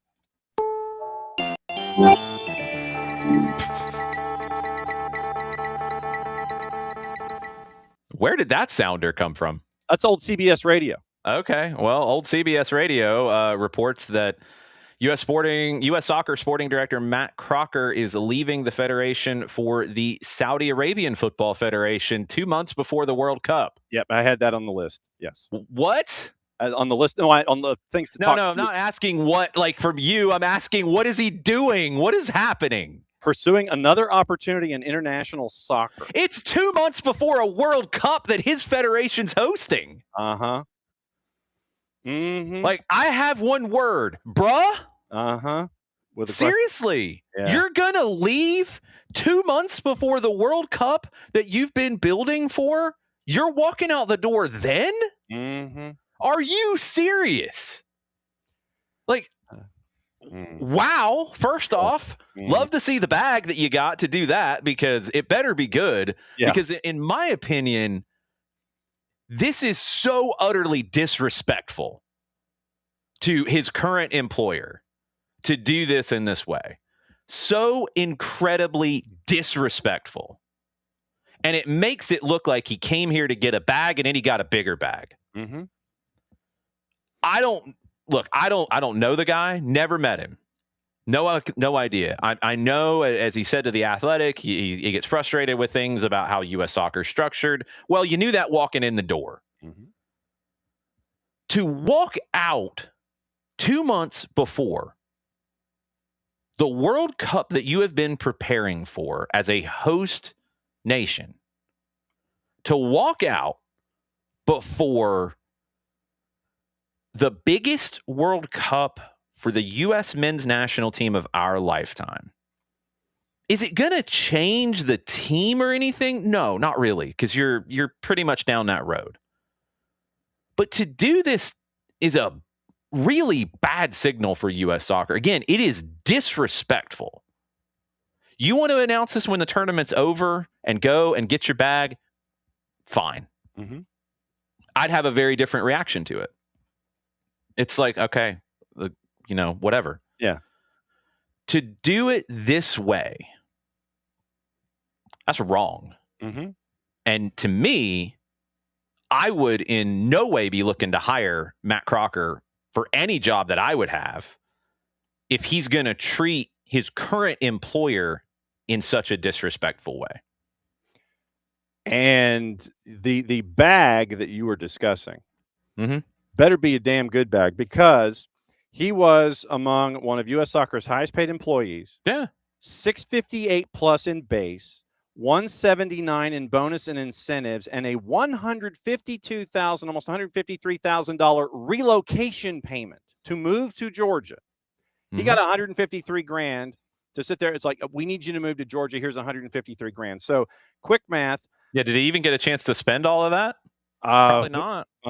Because literally he is making, so what, 331. So basically he was making about 900, just under $1 million, 990 basically.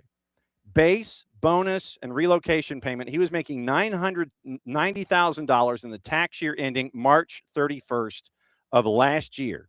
They paid him more than any other non-coach. Mm-hmm. And so you're jetting with less than 60 days left in a tournament that is the biggest one that is of this era in this hemisphere, and you're jetting to go to Saudi Arabia. Less than 60 days to go in a tournament that you were part of an infrastructure that was putting this party on, and you're out the door going to Saudi Arabia. Now, his role is different than the federation side of running the tournament. For one point of clarification, I'm upset at his disrespect for his current employers walking out this way, because practically, does it massively change anything for the tournament? No. Perception-wise, it looks very bad to people that paid you well to do your job. Mm-hmm. You can do it the right way. You can say, because he's out the door. This is not, I'm going to leave. This is, I'm gone. Mm-hmm. I don't know. Maybe was he already in Riyadh before he sends the email? I have no idea. Like, you don't do that. I'm sorry. We can talk about it. It's not about 2 weeks and all that kind of stuff, but a World Cup, you see out the World Cup. Talk about Andy Robertson right now, for example, Liverpool. Like, he's going to see out the season. He didn't leave in the winter window. He's seeing out the season. He's going to move. We all know he's going to move. You do it respectfully. Mm-hmm. You do it respectfully. He has the opportunity to announce, I am taking a new opportunity after the World Cup. He could say, not even say who it is. We'll talk about it at that point. Mm-hmm. And it has a very different perception. To walk out the door now and just say, see ya. Mm-hmm.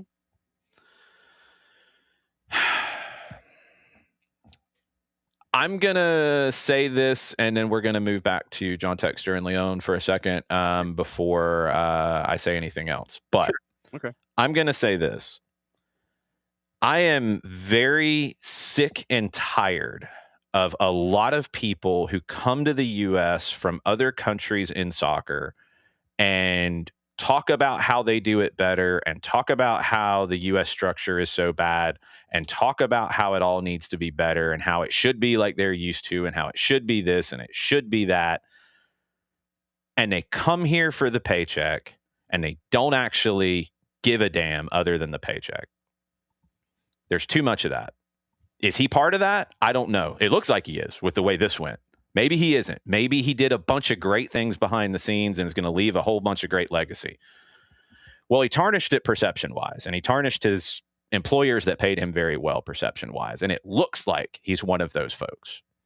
And that's a real shame, because I don't frankly care what you think things should be, and how it should be and how it's wrong and this and that and all those things. I don't frankly care what you have to say if you're going to walk out in this way before a World Cup. Announce you're leaving, do it after the tournament, whatever. If you even feel like you need to say who you're leaving for before the tournament, but you're leaving after the tournament, that's fine. All fine. All fine. To walk out now and just say bye. Mm-hmm. I don't even know you said bye. Said I'm not coming to work today. Yeah, everybody's like looking, and his office doesn't have any of his tchotchkes, and it's like, where's Crocker's? Where's Crocker's stuff? I mean, did he even move into his office? Who knows? Like it's so disrespectful, and it makes you look like you came here for money and now you're going for more money somewhere else. Because frankly, if you think the sporting director role for Saudi Arabia is a better job than the sporting director role for U.S. soccer, you are sorely mistaken. What would make it better? Cash. Because you're not a better team. You're not a better structure. You want to complain about youth soccer here? Yeah, have fun. So stop. Like, just see it. Get out. Mm-hmm. Pack his stuff up. Send it. And let's be careful about who we hire. Let's be careful about who we invest in. Let's be careful in soccer in the United States to invest in people who take it seriously. There are tons of people who have come here from other countries and embraced it and cherished it and fallen in love with it and have made it their life's work. That has happened so many times over the years, going all the way back into the 70s and 80s and 90s. Hire the right people. Don't hire people who are looking for the bag. Don't hire arrogant people who walk out on employers 2 months before the World Cup. Don't hire people who don't give a damn about perception of their current employers and walk out in this way. Do not hire these kinds of people. U.S. Soccer, get that right for the next time, please. Hire people who give a damn. Anything left on the Kang texture table? The Botafogo side of it, it's complicated because of this corporate structure in Brazil and Brazilian law and a court injunction, and like Texter still got control at Botafogo, but not complete control because of the social club, which is part of the ownership structure. It's very complicated and it's very hard to follow. But Eagle and Texter and Aries all have different layers of control in Brazil than they do with Leon. So that's going to be something that has to get resolved. Can Eagle Football Holdings Bidco sell Botafogo, sell their portion of Botafogo? I don't know if technically they can, at least not in the current structure because of the court injunctions and things. Then you have a lawsuit filed by Botafogo against Leon, which, again, are sort of owned by the same people for now, but won't be for long, it appears. You have a lawsuit for roughly 745 million Brazilian reais, their dollars. I'm not sure what that translates to in U.S. dollars. It's in the hundreds to 200s, if I'm not mistaken, I'm guessing. Saying that prize money from the 2024 Botafogo year, where they won the Libertadores, they won the Brazilian title, some of that prize money went to Lyon to keep them financially solvent. And that's been talked about for years. That was talked about before the lawsuit. That was talked about on the Brazilian side because everybody in France said that Lyon was propping up Botafogo, and that's why Lyon was almost broke. Everybody in Brazil said, actually, it's the other way around. It's Botafogo sending the money to Lyon and sending players, and they're propping Lyon up, and that's why Botafogo was in financial trouble. So I don't know. But there's a lawsuit with Botafogo and Lyon that's now going to get far more complicated because of the ownership structures and changes and what have you. There's also reports out of Brazil that Botafogo are currently late on payments to players and staff. They are currently in arrears with Atlanta United over the second installment on the Thiago Almada agreement for the transfer that wasn't paid initially.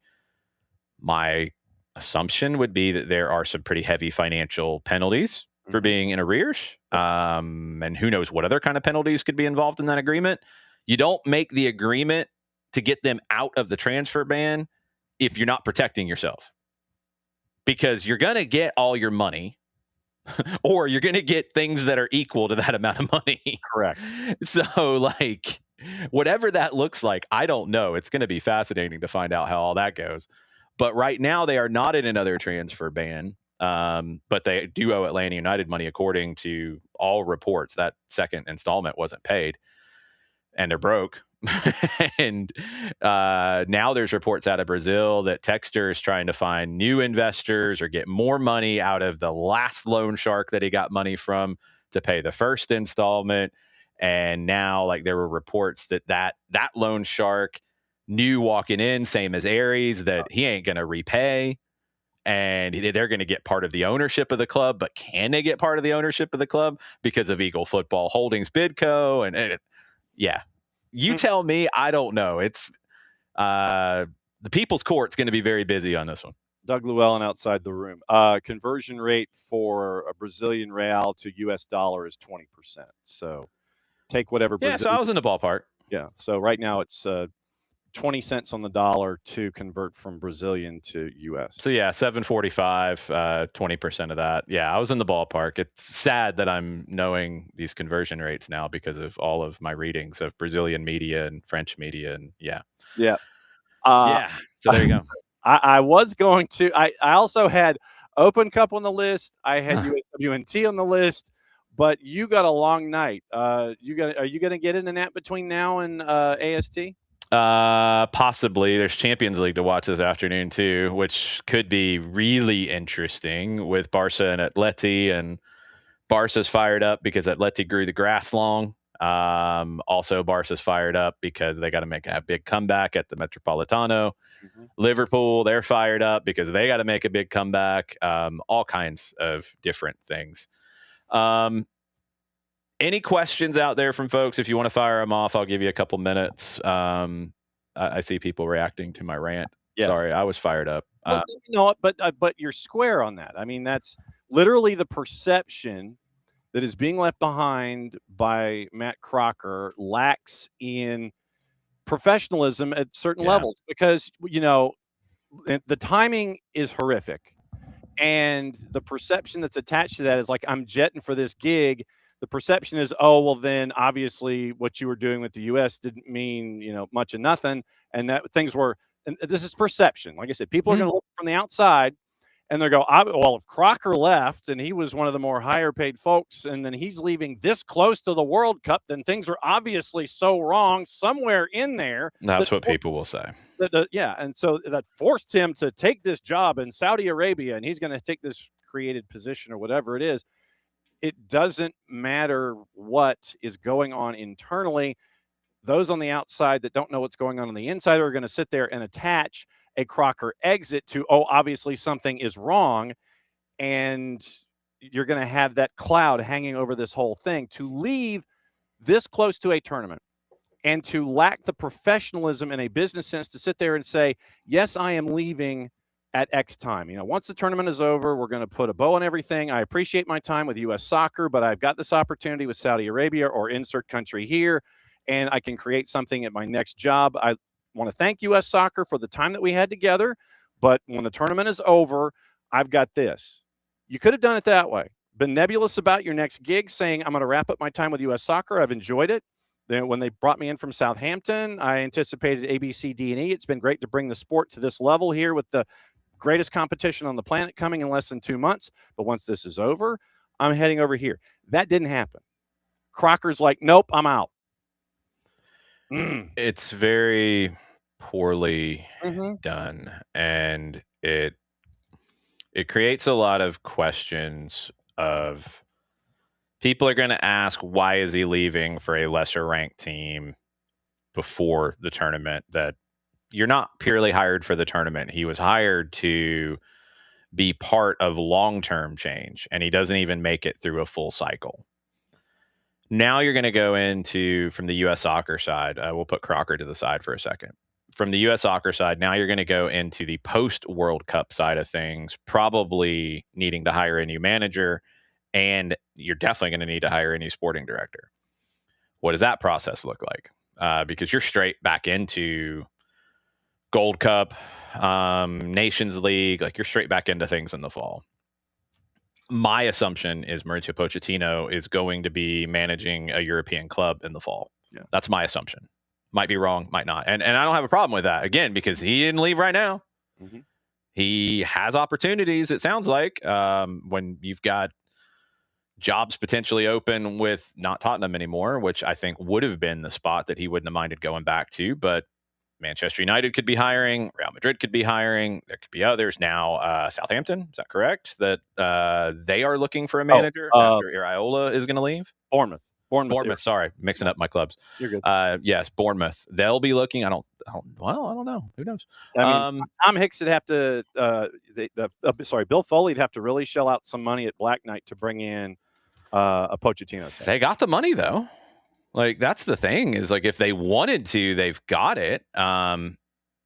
Do they? Is the question. I was thinking Southampton because that's where he was before. Right. So yeah, like, I don't think he's going to be there. So, okay, now you're going to need to get a sporting director, but you're going to need to get a coach quicker. Probably. That's all complicated. That's a reality of the situation. That's all going to be complicated. But now, because of the way he is doing this, you are basically kicking dirt on your now former employer on the way out the door, which is never a good look. That very rarely serves you well. The questions are for U.S. Soccer, why would he leave now? For Matt Crocker, why would you leave now? One answer, more than likely, would be cash. And that's really the only answer that would make sense, to take the Saudi job over the U.S. job today, because there's no other valid reason. There's no way you can sit here and say, and it's funny because the only people in the world who say this are involved with the Saudi league or have biases there about that league, that federation, that soccer culture being stronger than the U.S. Like, people pit MLS versus the Saudi Pro League, and it's an insane conversation because they're not anywhere close to the same level. Like, it's not even close. Yeah, there are some big money players in Saudi Arabia, no question. But the overall level of quality, it's not even close. The standard of U.S. players versus Saudi players, not even close. The standard of investment from U.S. soccer clubs, and that's not just pro clubs, the investment in developing players here versus there, not even close. And with all the Saudi money, can you tell me a Saudi player playing in a major club? No, you can't, because it doesn't happen. Because for all of their work in propping up the Saudi Pro League, it hasn't turned into what they wanted it to. And this takes you into a whole nother conversation. I'm gonna talk about the investment portion of it, because I know sports washing will come up, and yes, that's probably part of this. But you're also, if you are investing this money in Saudi soccer, and you're going out and you're paying whatever it takes to get Matt Crocker to leave the U.S. soccer and go there, you're paying whatever it takes to get Cristiano Ronaldo to come play in your league, along with a whole bunch of others. There's an end game you're looking for. Like, it is not purely just spending the money to change perception. You're trying to make the Saudi program as a national team, which Cristiano Ronaldo can't play for. You're trying to make the program better. Have you?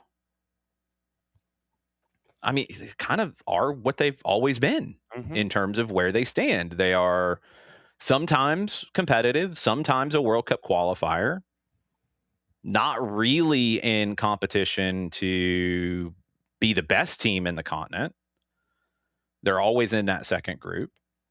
They kind of are what they are. You haven't seen any great players emerge. You haven't seen any great homegrown players, stories, any of that. Like, it kind of just is what it is. So if you're a sporting director and your job is the big picture, which that is the big picture, what are you going to do? What are you actually going to do except cash checks? So if that's what you want, cool, that's fine. But what that tells me, as I've said about managers who have made this kind of move, you're unserious. All the things you talk about, well, I'm really frustrated with how slow things move, and I'm really frustrated with the U.S. youth soccer infrastructure, and I'm really frustrated with how I can't get my way, and blah, blah, blah, blah. All that tells me is that was all a bunch of hooey. I'm using different words, so I try not to get in trouble. Just run the E rating. That's all we. Yeah, no, it's okay. It's okay. I can be professional. I think I said damn a few times. That's fine. It just tells me that you're unserious. So I don't take your opinion seriously. I don't take your feedback seriously. I don't take your criticisms seriously. Don't take any of that seriously. You're unserious. You wanted a check. You got it. Cool. Have fun. Bye. Now let's get somebody serious in here who can do this job and do it for preferably more than one cycle, because you'd like to have your sporting director in place over a longer period of time, because their job is the big picture, to see the effects of what they're doing.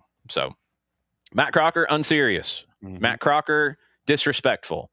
Matt Crocker leaving in this way, to me, makes him unhireable by anyone serious in the world of football for good. So adios. Enjoy it. See ya. And you get through this World Cup, and now it's going to be a lot of conversations down in Trilith now between Cindy Parlow-Cohn and JT Batson and the rest of the leadership of U.S. Soccer about big picture what you do next, because now that spot, that office is open, and short picture, what happens after the World Cup on the coaching side of the senior men's national team.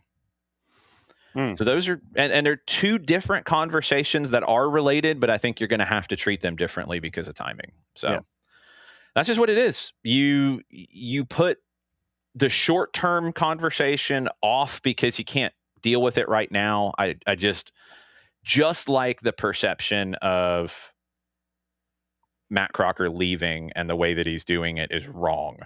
It's wrong for U.S. Soccer to be publicly talking to people about what happens next, publicly putting pressure on Pochettino to commit or not commit. Like, he's got a World Cup. You do the World Cup. Day after it's over, you start having these conversations publicly. Am I naive to think that there aren't conversations happening privately? No, I'm not stupid. I know that there are things happening because there have to be things happening. You need to have ideas of, if Pochettino is managing a club starting in August, who's going to run your Nations League prep in September? Like, you need to know who that's going to be. You need an answer to that. So you need to know who would be interested. And a lot of off the record, it's not open, but if it was, and then a lot of and you do that. But you don't do any of it publicly. So you got to deal with all that right now. And then now you got to create a list of who you want as a sporting director. I would like to see someone who understands what soccer in this country is. That doesn't mean necessarily somebody who was born in this country. I do not care. That's what's beautiful about the United States, is you can become part of this family, especially in the soccer world. So the thing is, though, I don't think Matt Crocker really gave a damn about being part of that family with the way he's leaving here. He often was dismissive of that family. And fine, see ya. Now you need to get somebody in who understands what U.S. soccer is, because it's unique. It's unique. This country's unique. The game in this country is unique. It's not structured like it is in England. It's not structured like it is in Brazil. Which Brazil's not structured like it is in England either, by the way. So I think you need somebody who understands that in the sporting director role more than anything, and can create pathways, create processes, and create a better long-term picture for the game where it relates to the national teams for soccer in this country. And that's going to be the remit of that job. That's what it is. So go hire somebody who understands that. And that could be somebody who's worked here. That could be somebody who's worked in MLS. That could be somebody that's worked in USL. That could be somebody who came here and now understands it. That could be somebody who's come up from the grassroots side. Like, that could be a lot of different people. But get somebody who's committed. Get somebody who's here for the long haul. And get somebody who's not going to be enticed by the bag in the way that Matt Crocker was, because he never really wanted to be here, it seems like. Yeah. What time's AST tonight? 11 p.m. late night Soccer Pirate Radio on 92.9 The Game and the Odyssey app. If you are not a sicko like me, you can check it out on Off the Woodwork on the Odyssey app or wherever you get your podcasts. That'll be posted shortly after 1 a.m. And then Morning Espresso will drop tomorrow, probably not on the early side. No. But that'll happen tomorrow morning. And then we'll be getting up I-75 to get to Finley Stadium and Chattanooga. We'll have the broadcast pregame 6:30, kickoff. I think it's 7:33, if I'm not mistaken. And we'll have that on 92.9 The Game and the Odyssey app, and full pregame, full postgame. We will be there. We will all be there. I anticipate that there's probably going to be a block in the show this evening having to do with Crocker, Matt. Yeah, and I got some time to do some research on it too. So he might not want to listen. Hey, whatever. Yeah, this is going to be a packed AST tonight between Champions League, because we've got two massive games at 3 o'clock, between CONCACAF, with one of the games going on during the show. Actually, no, both, because one's ending and the other's beginning. Yeah, so we'll have that. We'll have Atlanta United and Chattanooga. I mean, that's 3 segments there. We'll have Matt Crocker. That's a segment. We'll have John Texter and all that possibly as a segment. Maybe it just gets bumped into the 3-4-3. Yeah, Crocker and Texter in the 3-4-3. Well, Crocker, I think, is going to get his own segment, because if I just ripped off about 30 minutes off the cuff when this comes out, you give me time to actually like prep a 15-minute segment, and yeah, this could get interesting tonight. Yeah, and we're looking forward to it. Like I said, I did not anticipate having you this long. Did not.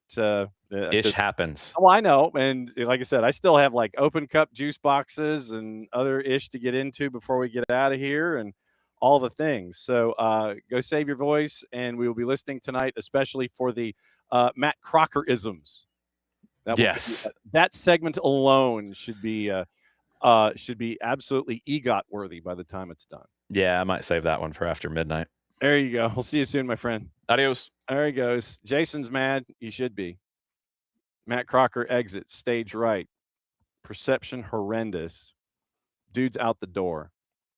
Yeah, that's I cannot wait to hear the evidence that Jason pieces together. And I mean, obviously if it was either me or Jason in that situation and we were going to wrap up now and get ready for whenever, the Crocker segment with Jason tonight on AST, if you're not going to listen to, anything else on that show, the Crocker segment alone will be worth your listen.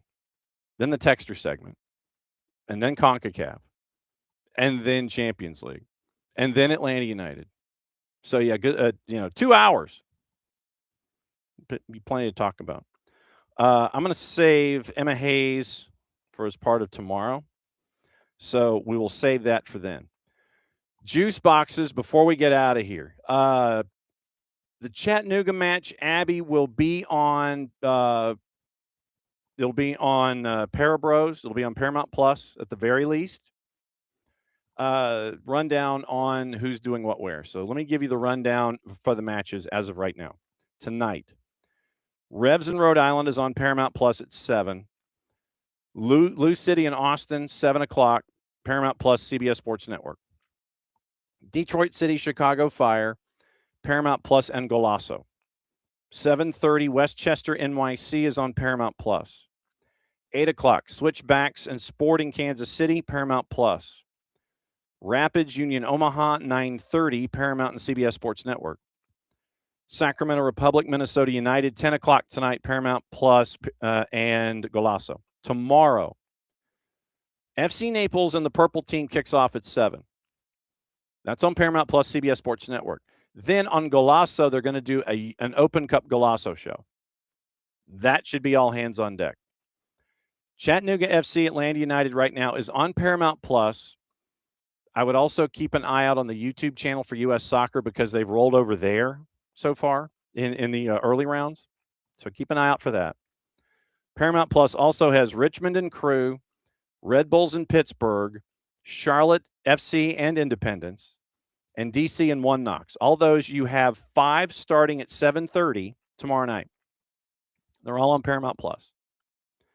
Naples and the Purple teams at 7 o'clock tomorrow night, Paramount Plus, CBS Sports Network. Dynamo and El Paso, who's the only unbeaten team in USL Championship right now, by the way. That is on Paramount Plus at 8. San Jose and Phoenix is at 10, Paramount Plus and Golazo Network. So Golazo Network is going to do Golazo Show tomorrow. Then they're going to do the late game of San Jose and Phoenix Rising.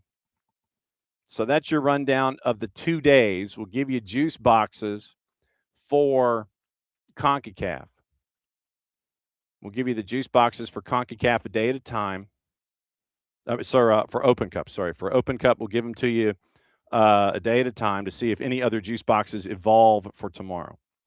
So tonight, the juice boxes really shifted. So we got into the matchup with Lou City and Austin at the right time on the Discord for Picks of the Week, because it started out at 145 for Lou City and Austin at plus 140. It flipped. Lou City right now favored at home. And I said a draw. Lou City's a plus 110. That flipped completely overnight. Austin's a plus 195. Draws a plus 250. Revs plus 114. Hosting Rhode Island at a plus 188. 90-minute draws a plus 275. Detroit City at Keyworth plus 309.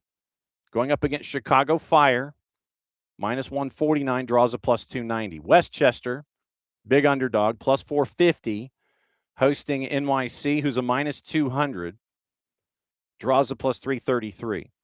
Colorado Springs, favored against Sporting Kansas City. That has flipped. Switchbacks are a plus 140. Sporting is a plus 150, draws a plus 240.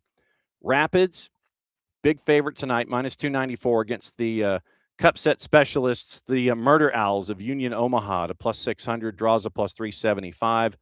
10 o'clock Sacramento, big underdog. Keep an eye on that one. Sacramento plus 229 at home at Hard Health, draws a plus 240. Minnesota United is a minus 105. So that's your rundown for Open Cup tonight. That's Open Cup tonight. So, and Carlos Quiroz has now taken over the Ghanaian national team. So that has picked up also. Got into the Michelle Kang stuff. Mentioned Carlos Quiroz. I'm saving the Emma Hayes sound because it's more longer-term stuff. I'm saving it, and we'll run it tomorrow because it still applies. Like I said, it was a conversation about making sure that you schedule tough opponents, that your time playing in Seattle, why she did it, and also on the keeper battle and why you wanted to have one of those. So I'm holding that sound until tomorrow. Like I said, Wessam Abu Ali out for the foreseeable future. It was meniscus and medial collateral ligament damage, and so we'll keep an eye on that for Columbus Crew fans. Now, also, once again, before we get out of here, a couple of things, and it is let's see. Adam Crafton is reporting current New Jersey transit plans for a return train from New York Penn Station to MetLife. Tickets priced at over $100. Usual price is $12.90, making it more a seven-fold increase for World Cup fans. CONCACAF and Netflix are announcing a broadcast agreement for Gold Cup and Nations League finals in Mexico for the next 4 years. Exclusive rights in Mexico for the next 2 editions of Nations League finals and Gold Cup. So that came out this morning from CONCACAF. Sponsorship revenue for UEFA's club competitions, according to Matt Hughes at The Guardian. Sponsorship income is due to rise by more than 40%. Champions League clubs are going to benefit from this growth. UEFA poised to bring in more than €1 billion, £870 million a year in commercial revenues for club competitions from next year, with 2 more global sponsorship deals close to being agreed. UC3, the commercial joint venture owned by UEFA and the clubs, finalizing agreements with an official payments provider and technology partner, which would complete their roster of premium global partners and see sponsorship income rise by more than 40%. 6-year deals with AB InBev as UEFA's official beer partner, and Heineken. And Pepsi as soft drink providers from 27 to 33 have already been agreed. Nike last week entered exclusive negotiations to replace Adidas as the match ball provider. Forecast increase in commercial revenue exceeds significant growth UEFA has already achieved from selling the first block of TV rights for the 27 to 31 cycle, and would take the governing body's annual earnings to over €6 billion. Significant increase on the current 4.4. So 1.6 over 6 is what? So 1.6 divided 6 into 1.6 is what? 200 and let's see. So 6 into 1.6, 2 to 4, 2 2/3. So 200 and so it's 223%, I think, or no, it's 70. The other side, 70. Where am I going with my math? Anyway, it's 1.6 billion increase on 6. So it is a 1.6 over 6 is 0.8 over 3. And so 0.8 over 3, if you divide by 3, so it's like a 30%, it's like 30% increase. UEFA currently allocating 74% of its prize fund and 56% of the club competition revenue to Champions League clubs, 17% to Europa, 9% to Conference League. Commercial growth will see the biggest clubs cashing in. Broadcast rights in the big 5 European markets sold last year, 20% increase in UK, 30% increase in Germany. UEFA projecting TV rights valuations will exceed €5 billion a year. Growth in sponsor deals will take their annual commercial earnings to over $6 billion. So UEFA is not hurting for money, and they will not be. So that is Open Cup for you. Let's see. I'm trying to think of what else is on the board. We got CONCACAF. Oh, gossip, rumor, and innuendo. We got to do that before we get out of here. Like I said, I did not anticipate. I was thinking Jason would be on with us for like a half hour. Then the Matt Crocker stuff happened, and we went berserk. Understandably so. UEFA's dismissed Barcelona's missed red card appeal. No surprise there. And Yamal has been inspired by LeBron for his UCL comeback, and he has changed his avatar on his social media. So that is where that is. Let's see. All right, transfer talk, and then, like I said, I'll make one last dash, and if there's anything else going on, we will discuss it before the big day. Newcastle's Lewis Miley received attention ahead of the summer. PSG, Manchester United, Arsenal, Chelsea, according to Team Talk. Valued as part of their long-term plans, especially as they're facing speculation about the futures of Bruno Guimaraes, Sandro Tonali, Tino Livramento, Anthony Gordon, and Nick Voltemade. Anthony Gordon, priority for Bayern Munich. Deal could be worth €60 million, according to Sky Germany. Already concrete talks between Bayern and the Reps.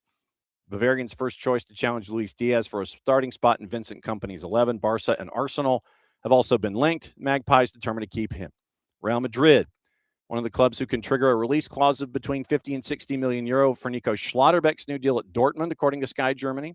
Clause specifies the Germany center back can depart for a set fee, but it can only be triggered by certain clubs. Bayern, not one of them. New contract runs through 31 currently and is worth a gross total of €14 million a year in wages, one of Dortmund's highest earners. Bayern Munich in the race to sign Leverkusen striker Christian Kofane. Strong competition from Arsenal, according to Christian Falk. Bayern expected to look for a backup striker to Harry Kane this summer, especially with Nico Jackson set to return to Chelsea after his loan expires. And the 19-year-old, one of many names on their short list. Hoffenheim's Fisnik Aslani is also on Bayern's list of options. The club will move for a left winger and a right back before bringing in a striker. Team Talk, once again, Liverpool, Manchester United watching RB Leipzig's winger Jan Diomande. But now attention has also turned to left back David Raum. Both clubs looking for a player in his position. Red Devils actively wanting to bring in competition for Luke Shaw. Reds preparing for Andy Robertson to leave on a free. Rapid Fire Football Insider. Angelo Stiller is going to leave Stuttgart for around €60 million. Liverpool keeping an eye on his progress. Everton plan to keep Jack Grealish once the winger's loan for Manchester City's come to an end. That's from Team Talk. Insider again. Manchester United is going to have to pay over £40 million to sign Monaco attacking midfielder Magnus Akliush in the summer. Also, Villa planning to reignite their interest in Crystal Palace striker Jean-Philippe Mateta. The Athletic, Real Madrid planning for a striker Gonzalo Garcia to leave the club during the summer window. Florian Plettenberg, Brighton considering various keeper options as Vart Verbruggen has interesting inquiries, according to Plettenberg, could leave the club. Nicolas Schira, Roma's going to trigger the €25 million option to permanently sign Daniel Malen from Aston Villa if the conditions for the obligation aren't met. Juve's obligation to permanently sign Lois Openda from Leipzig has been triggered, with the total package coming to €46 million, plus his wages. They'll still try to offload the striker in the summer, Fabrizio Romano. Swansea demanding £15 million from clubs looking to sign striker Zan Vipotnik amid growing interest from Brighton and other Premier League clubs, Football Insider. Florian Plettenberg, Hoffenheim center back Ozan Kabak's new contract includes a clause that would allow him to leave for €25 million in the summer of 27, aiming for a Premier League move. Also from Plettenberg, Wolfsburg working intensively to sign Augsburg midfielder Elvis Reshbakai, with Union Berlin also interested. Nicolas Schira, AC Milan aren't satisfied with Pervis Estupinan's performances, happy to let the left back leave in the summer.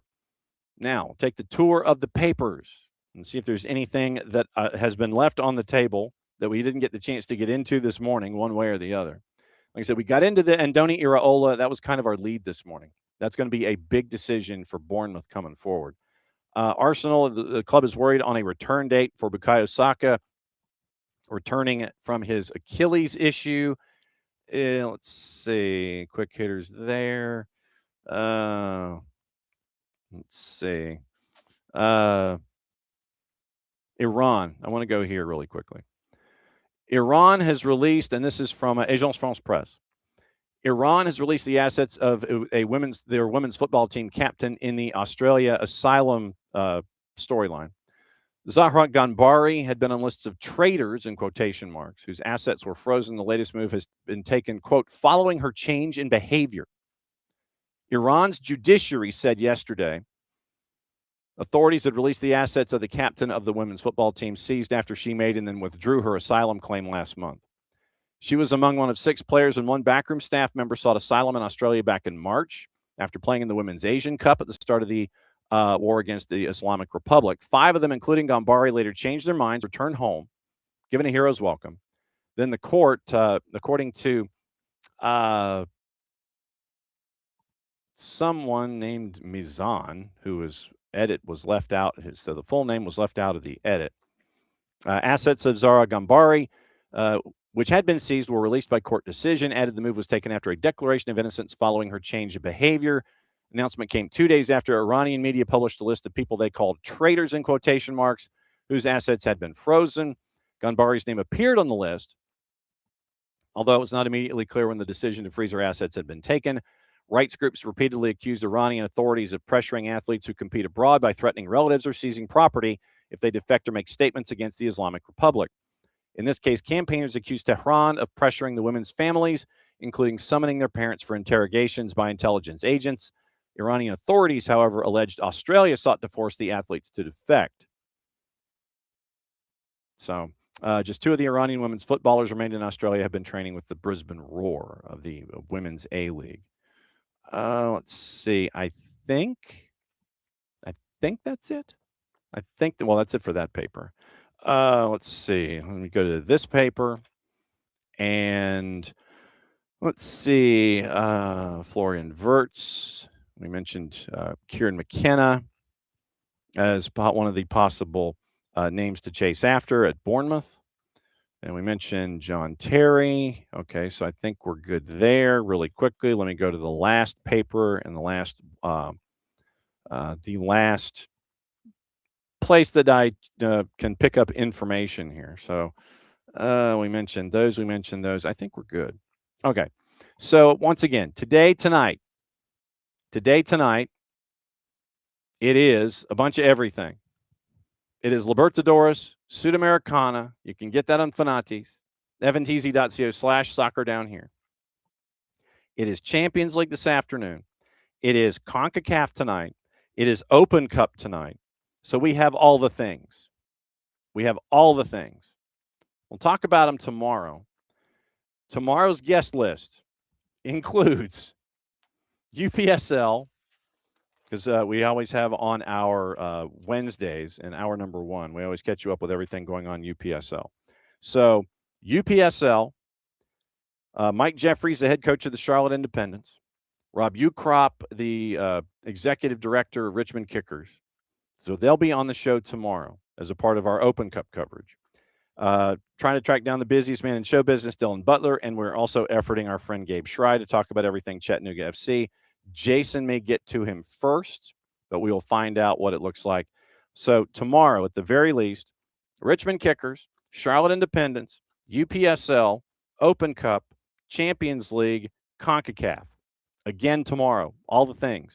We'll have it here, and keep an eye out on your favorite clubs. Keep an eye out on your favorite stuff, because there's a lot to talk about.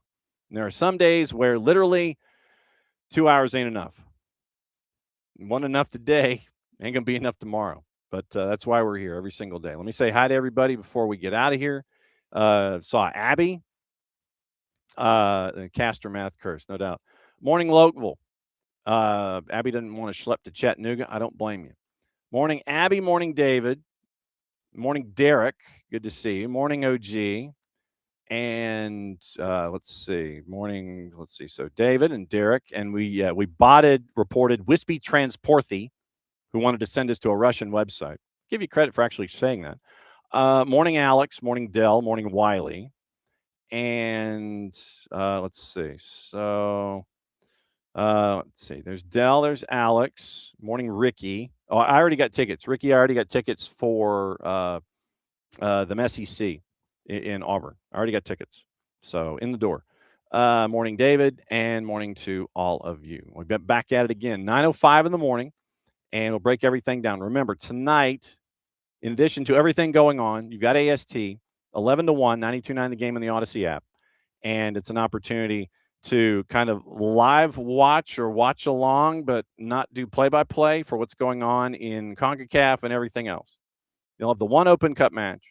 You'll have both CONCACAF matches going on, one kind of ending, one just starting, as Jason kicks off at 11 o'clock. 11 to 1 tonight, 92.9 the game in the Odyssey app for AST. Back here, 9:05 in the morning. Then we all head to Chattanooga, and then it's Chattanooga FC and Atlanta United. Full coverage pre and post there at Fort Finley. We'll have everything coming up for you Thursday morning. I will be in a hotel room in suburban Chattanooga. And then I got to come down here and change clothes and wear a suit for the Schuler-Hensley Awards. Thursday, we're going to have SDH 1 and 2 up and running for Decision Day in high school soccer. Maddie and Jason will be at Johnson, Gainesville, and Gainesville. Drew Dickinson will be at McIntosh at Stars Mill. We'll have both of those running, and that'll be your decision day when it comes to high school soccer, 5:30 and 7:30, both locations, brought to us by our friends at Kaiser Permanente. So that's like the next 2 days. And then we're efforting Jessica Charman. We are also, and we'll have Nino and Nico, hopefully, in the Power Hour on your Thursday to talk about Champions League, Open Cup, CONCACAF, all the things, plus Atlanta United in the Open Cup against Chattanooga FC. So, yeah, we got plenty going on, a lot of places to talk, a lot of places to let everybody know what's on your mind. So, since it is the end of the show, mucho platiel, play it safe. And since it is the end of the show, that means I get to do this. Back at it again tonight with AST with Jason at 11, 92.9 the game in the Odyssey app, back here in a little less than 22 hours, 21 hours, 36 minutes and counting. Mucho platiel, play it safe. See you later.